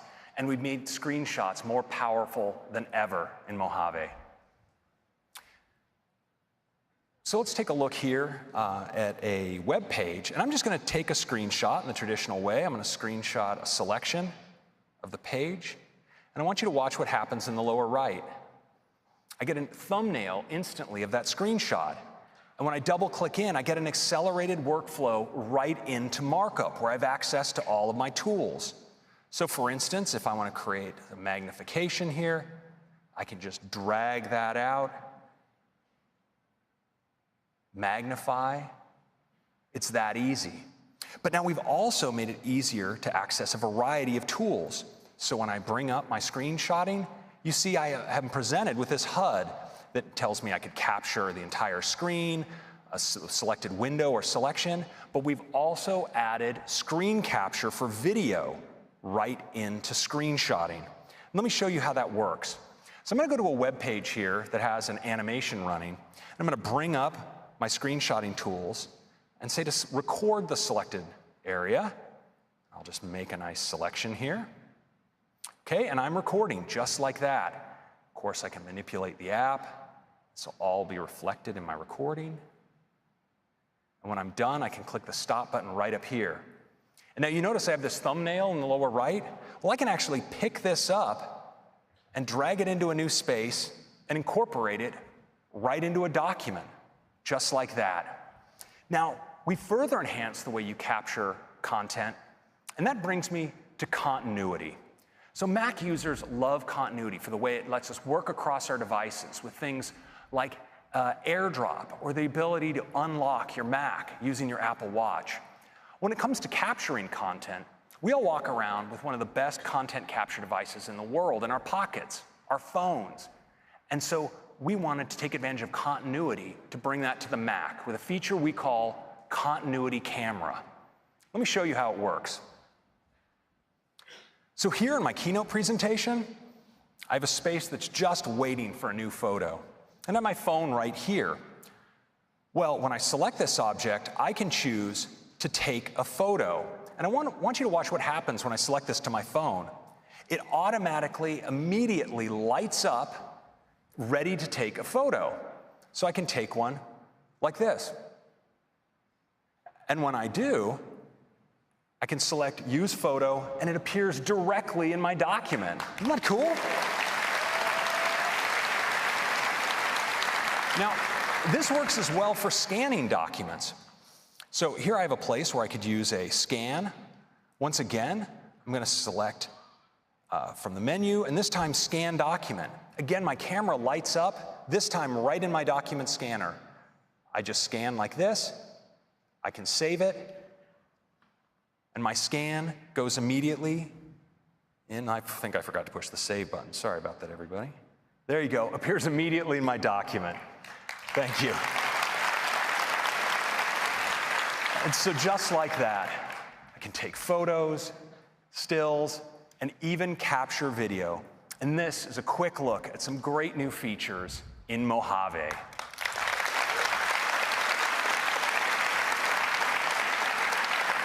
Next, I'd like to turn to apps. We are bringing news to the Mac. Now, news has all of the stories you've come to expect from news on iOS, and they look amazing on the Mac display.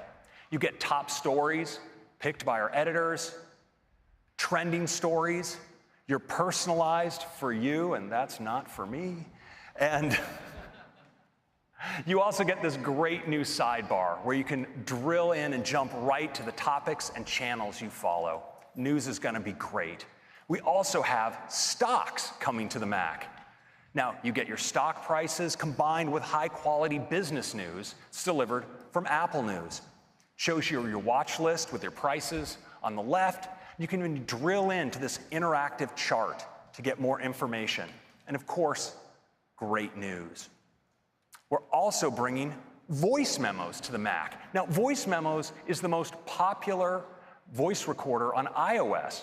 And so many of us use it to capture music recordings or lectures. And now that voice memos syncs via iCloud to your Mac, you can take those recordings that you make and, for instance, drag them right into GarageBand as the foundation for a song. Finally, thrilled to announce Home is coming to the Mac as well.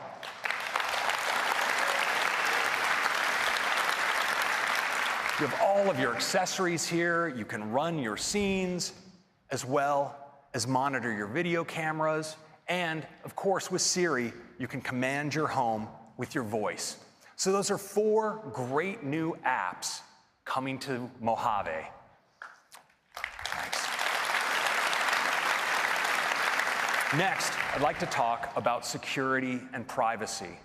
You know, one of the reasons that people choose Apple products is because of our commitment to security and privacy. And we believe that your private data should remain private. Now, not because you've done something wrong or that you have something to hide, but because there can be a lot of sensitive data on your devices, and we think you should be in control of who sees it. Now, to begin, we protect your information on your devices using state-of-the-art hardware and software. And this year, we're adding greater protections about how apps can access that information. Today, Apple devices check in with you before granting an app access to information like your location. You can tell because you'll see an alert just like this one. And macOS already provides API-level protections for things like contacts, photos, calendar, and reminders. But now in Mojave, we're extending these protections to include your camera and your microphone, as well as protecting sensitive parts of your file system, like your mail database, your message history, and your backups. And all of this is protected by default for any app that you run on the system. Important protection.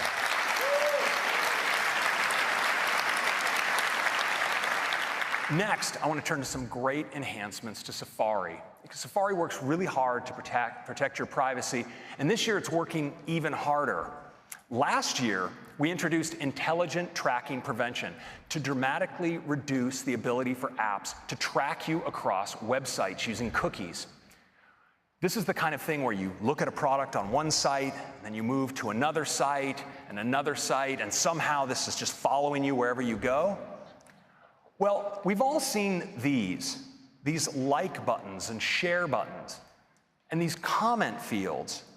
Well, it turns out these can be used to track you, whether you click on them or not. And so this year, we are shutting that down.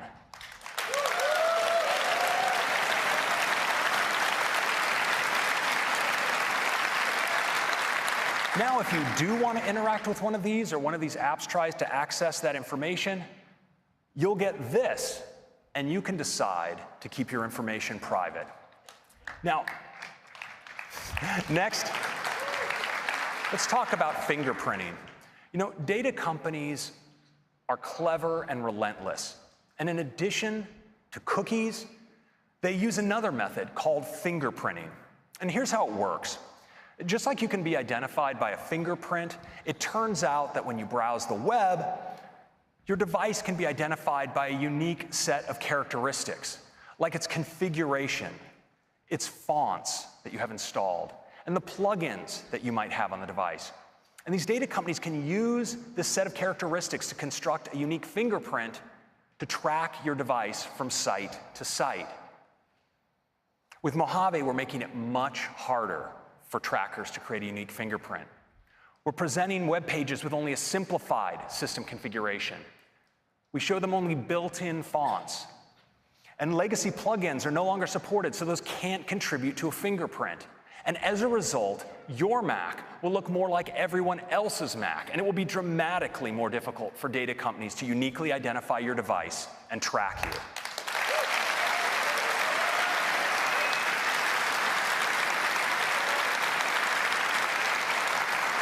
Now, we're bringing all of these new protections to Safari on both Mojave and iOS 12.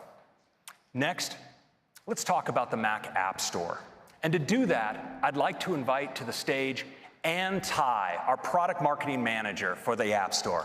Ann.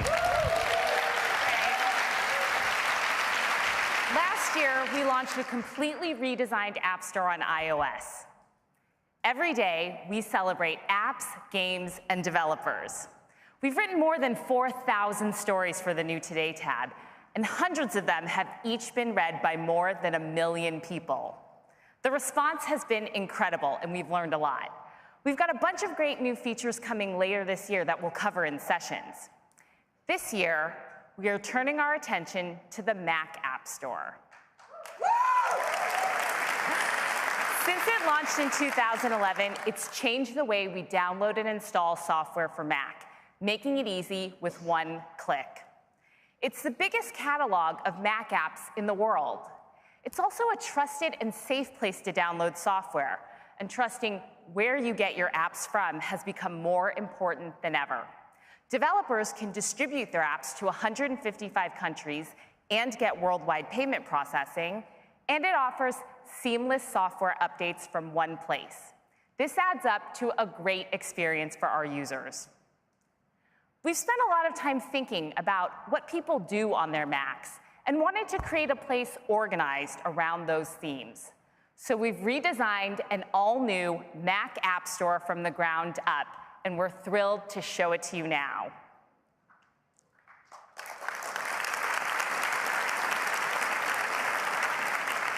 It's got a beautiful UI that should feel familiar, but new, and designed first and foremost to be a great Mac app. Starting with the new Discover tab, where each week you can find in-depth editorial about the best Mac apps through stories and collections, and see what's most popular with top charts. Here's a story about musician and founder Kareem Morsi. Learn about how he uses his app, DJ Pro 2, and get inspiration for your own set. Helpful videos autoplay so you can see what apps are capable of before downloading them. Visit the all-new Create, Work, Play, and Develop tabs, where you'll find helpful recommendations and expertise around each theme. Here's the Create tab, where you can find apps that bring your artistic ideas to life. These tabs will also help you make the most of apps you might already have, with tips and tutorials even the most expert users will find useful. The Work, Play, and Develop tabs share the same beautiful design, and you can still browse by category on the Categories tab. We've redesigned product pages too, bringing many features over from iOS based on our learnings there.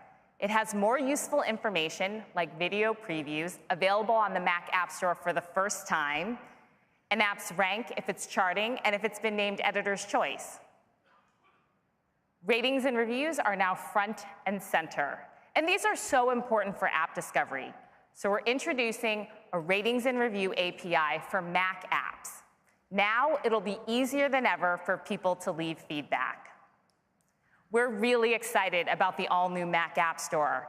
We've talked to some developers already, and they're really excited too, like Microsoft, who will bring Office 365 to the Mac App Store later this year. And Adobe is bringing Lightroom CC. Panic is bringing Transmit. And Barebones is bringing BB Edit. And many more great names are coming to the all-new Mac App Store too. We can't wait for you to check out the new Mac App Store. Now, I'll hand it back to Craig.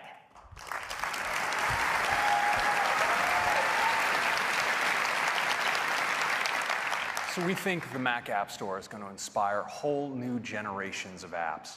And so we want to talk about some of the technologies that will be behind some of that next generation. We spoke earlier about ARKit. I want to talk about two more. And let's start with Metal. Now, Metal is the technology to get the highest performance graphics and computation from graphics processors. Metal was designed for modern GPUs. It's incredibly efficient. And that enables amazing console-level games like Fortnite from Epic to run great for the first time on mobile. But Metal also enables these games to scale to take full advantage of modern Macs. In fact, across iOS and the Mac, there are over 1 billion Metal-enabled devices.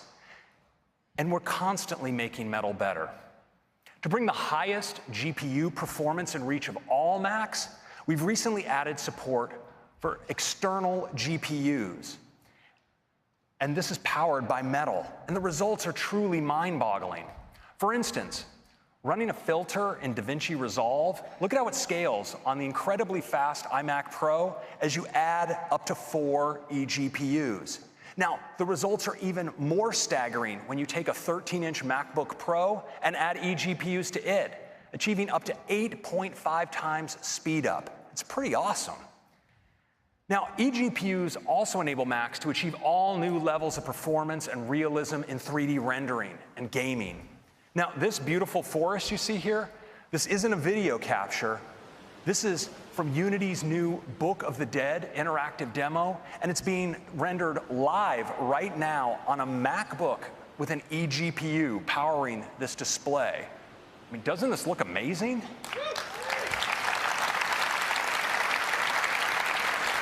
Now, of course, because this is rendered live, we can check what's up ahead. So let's start walking. Now, Unity is using Metal's unified graphics and compute to generate real-time lighting and complex post-processing effects. So cool. And that's all rendered live on a MacBook running with an eGPU. It's pretty great.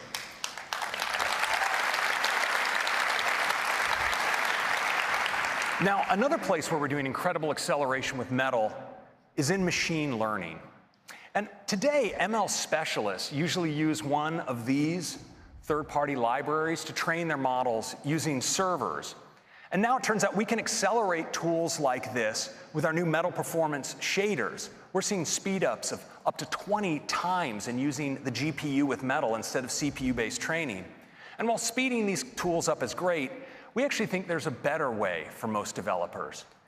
And that's training on the Mac you already have, using a great new tool we call CreateML. Now, CreateML is designed to let you train without being a machine learning expert. You can train vision and natural language models. You can bring your own custom data, and it's really easy to use because it's all built in Swift. In fact, you can use Xcode playgrounds to train your model. Just drag one in, your training set, and you can drag in your test set as well. And the training is all GPU accelerated, so it's incredibly fast.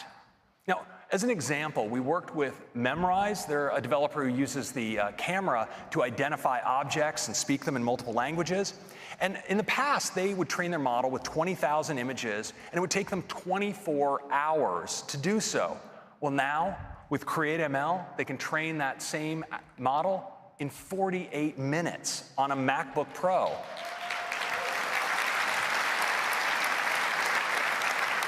And on an iMac Pro, it's just 18 minutes.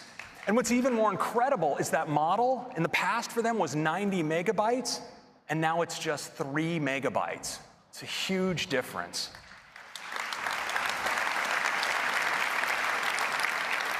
Now, we also are making models run much faster on device using CoreML2. Now, CoreML is our technology for high-performance on-device machine learning, and now it's better than ever. It's 30% faster in on-device processing using a technique called batch predictions. And you can reduce your model size by up to 75% using quantization. And so that's CoreML and CreateML. You no longer have to be an expert in machine learning to build those techniques into your app. Now, these technologies are redefining what's possible in apps, and they're common not just to Mac OS, but also to iOS. And the fact that the Mac and iOS share so much technology has led people almost every year to keep asking us the question, are you merging iOS and Mac OS? So I'd like to take a moment to briefly address this question. No. Of course not.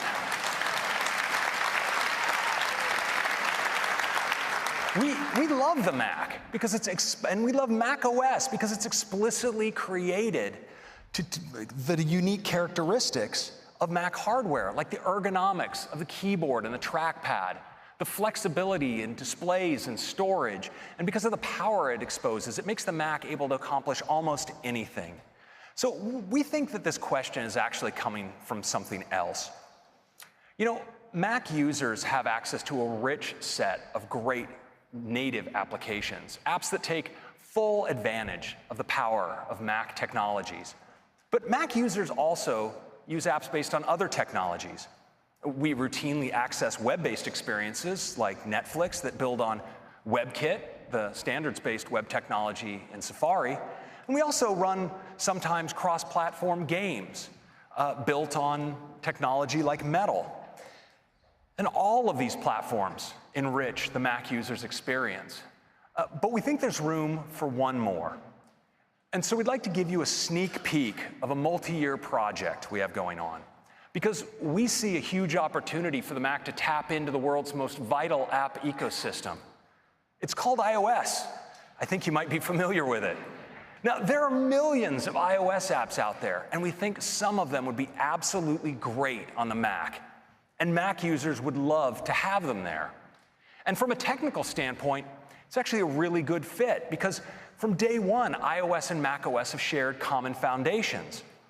But iOS devices and Mac devices, of course, are different, and the user interfaces are somewhat different, and so the frameworks underneath are as well. And that makes today porting an app from one to the other some work.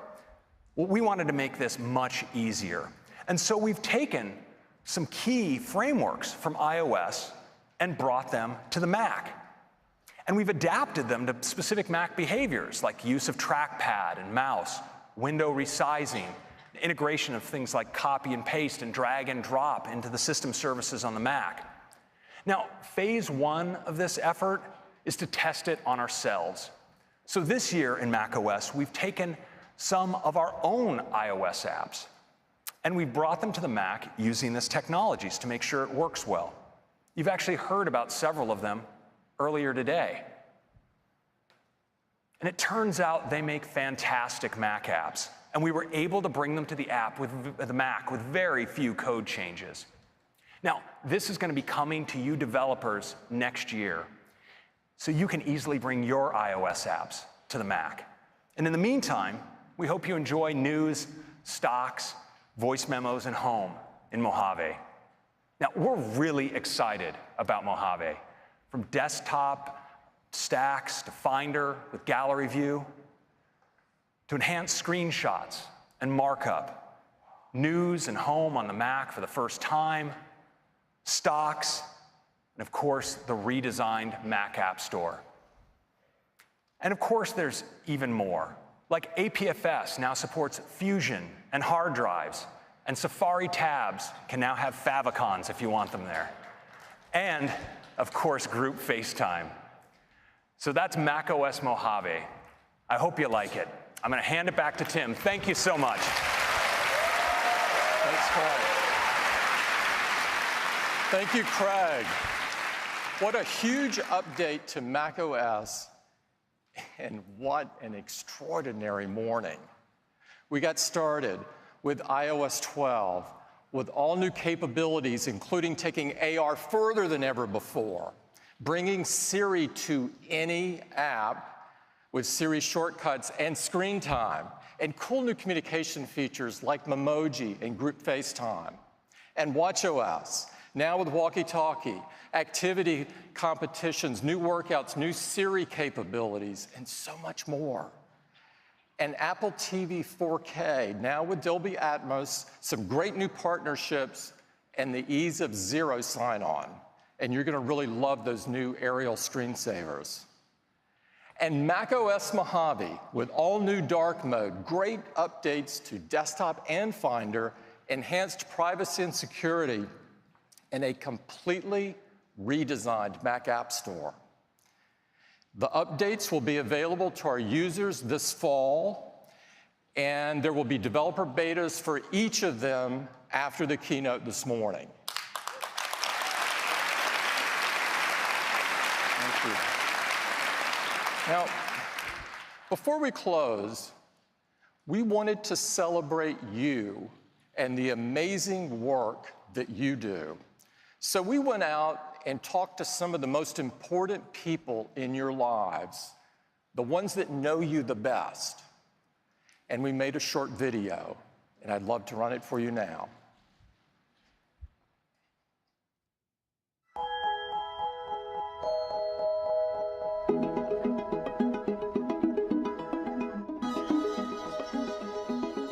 I don't have any idea at all how to create an app. I don't understand any of it. Thank you. Ask me another question. My son is a developer at Robinhood. My daughter Jyoti is a WWDC 2018 scholarship winner. My brother started and founded Yelp. Olio. Timeless. One drop. Splitter critters. Homer. You gotta look at her. My brother Derek created the app Refugees and Immigrants, the Creative. The Collective. Why did I say the Creative? At Christmas time, when most kids maybe would want skis or something, he wanted computer books. He stayed in his bedroom making games while the other kids were outside playing. And when she's really doing the coding, almost always we have to tell my daughter to stop. But then my daughter would be like, just give me another 10 minutes. You know, I want to get this solved first. When I watch him code, his eyes move in a weird way, and he's like totally focused. Even when my friends are over, I'd say, well, look at Christopher, look at him, and they'd go, wow. When he first came to us with the idea, we were like, okay, good luck. He started off in his small little one-bedroom apartment with next to nothing and sacrificed eating a burger and just have ramen just so that he could, and I'm like, just buy the burger. And he's like, no, that's $3 that I could put towards the app. Jeremy went out to build the first version of Yelp, and it was a total bust, total failure. She tried really hard on a couple different titles, and you've never heard of them. And, you know, that's a really rough feeling. That was definitely a low point for Jeremy, because it was like, hey, we got to retool and try again. What Jeremy did notice in the data was that people loved writing comments. And that was really the genesis of the second version of Yelp, which worked. You have to be really okay with waking up to failure. And then at the end of a whole bunch of failures is something that's great. Tessa didn't really think, I want to make an app. Tessa found a problem of food waste, which you could use the app to help to solve. Emma's grandma was diagnosed with Alzheimer's. She even forgot my daughter's birthday. So Emma tried to search for an app that would help, but she couldn't find it. So she said, you know, why don't we just do it ourselves? My husband was a diabetic. That inspired Jeffrey to do something about diabetes. And it's an answer to a lot of people's prayers. Jesse won the iPhone Game of the Year. I couldn't believe that he made it. I mean, to me, it was remarkable. She pulled out her cell phone, and I saw his app on her phone, and I was like, trying not to forget. For my wife, it's not just creating, it's really wanting to be a part of something big. The one lesson that I learned from Jeremy every day is just that determination, tenacity, the focus. He foresaw the impact that the iPhone was going to have. And he bet everything on getting an app for it. And I think that it was one of the most important things that Yelp did. I think he's made a big difference, and so do thousands of other people. She wants to not just learn, also teach others, and it makes me really proud to see her blossom. And as a parent, no better thing is there than your kids do what they want to do. Because it isn't how much money you've made, it's really what changes you've left behind. And she's hoping to leave a lot of change behind.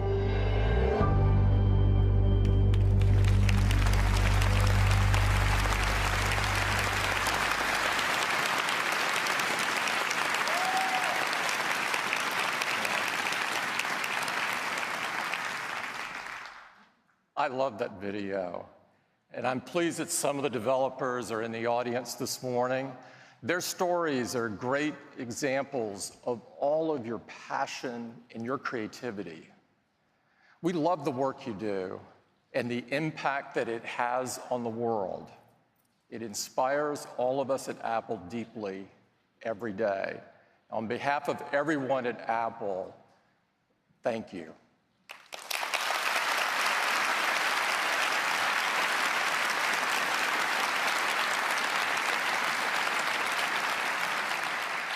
And I'd also like to thank everyone at Apple who made today possible.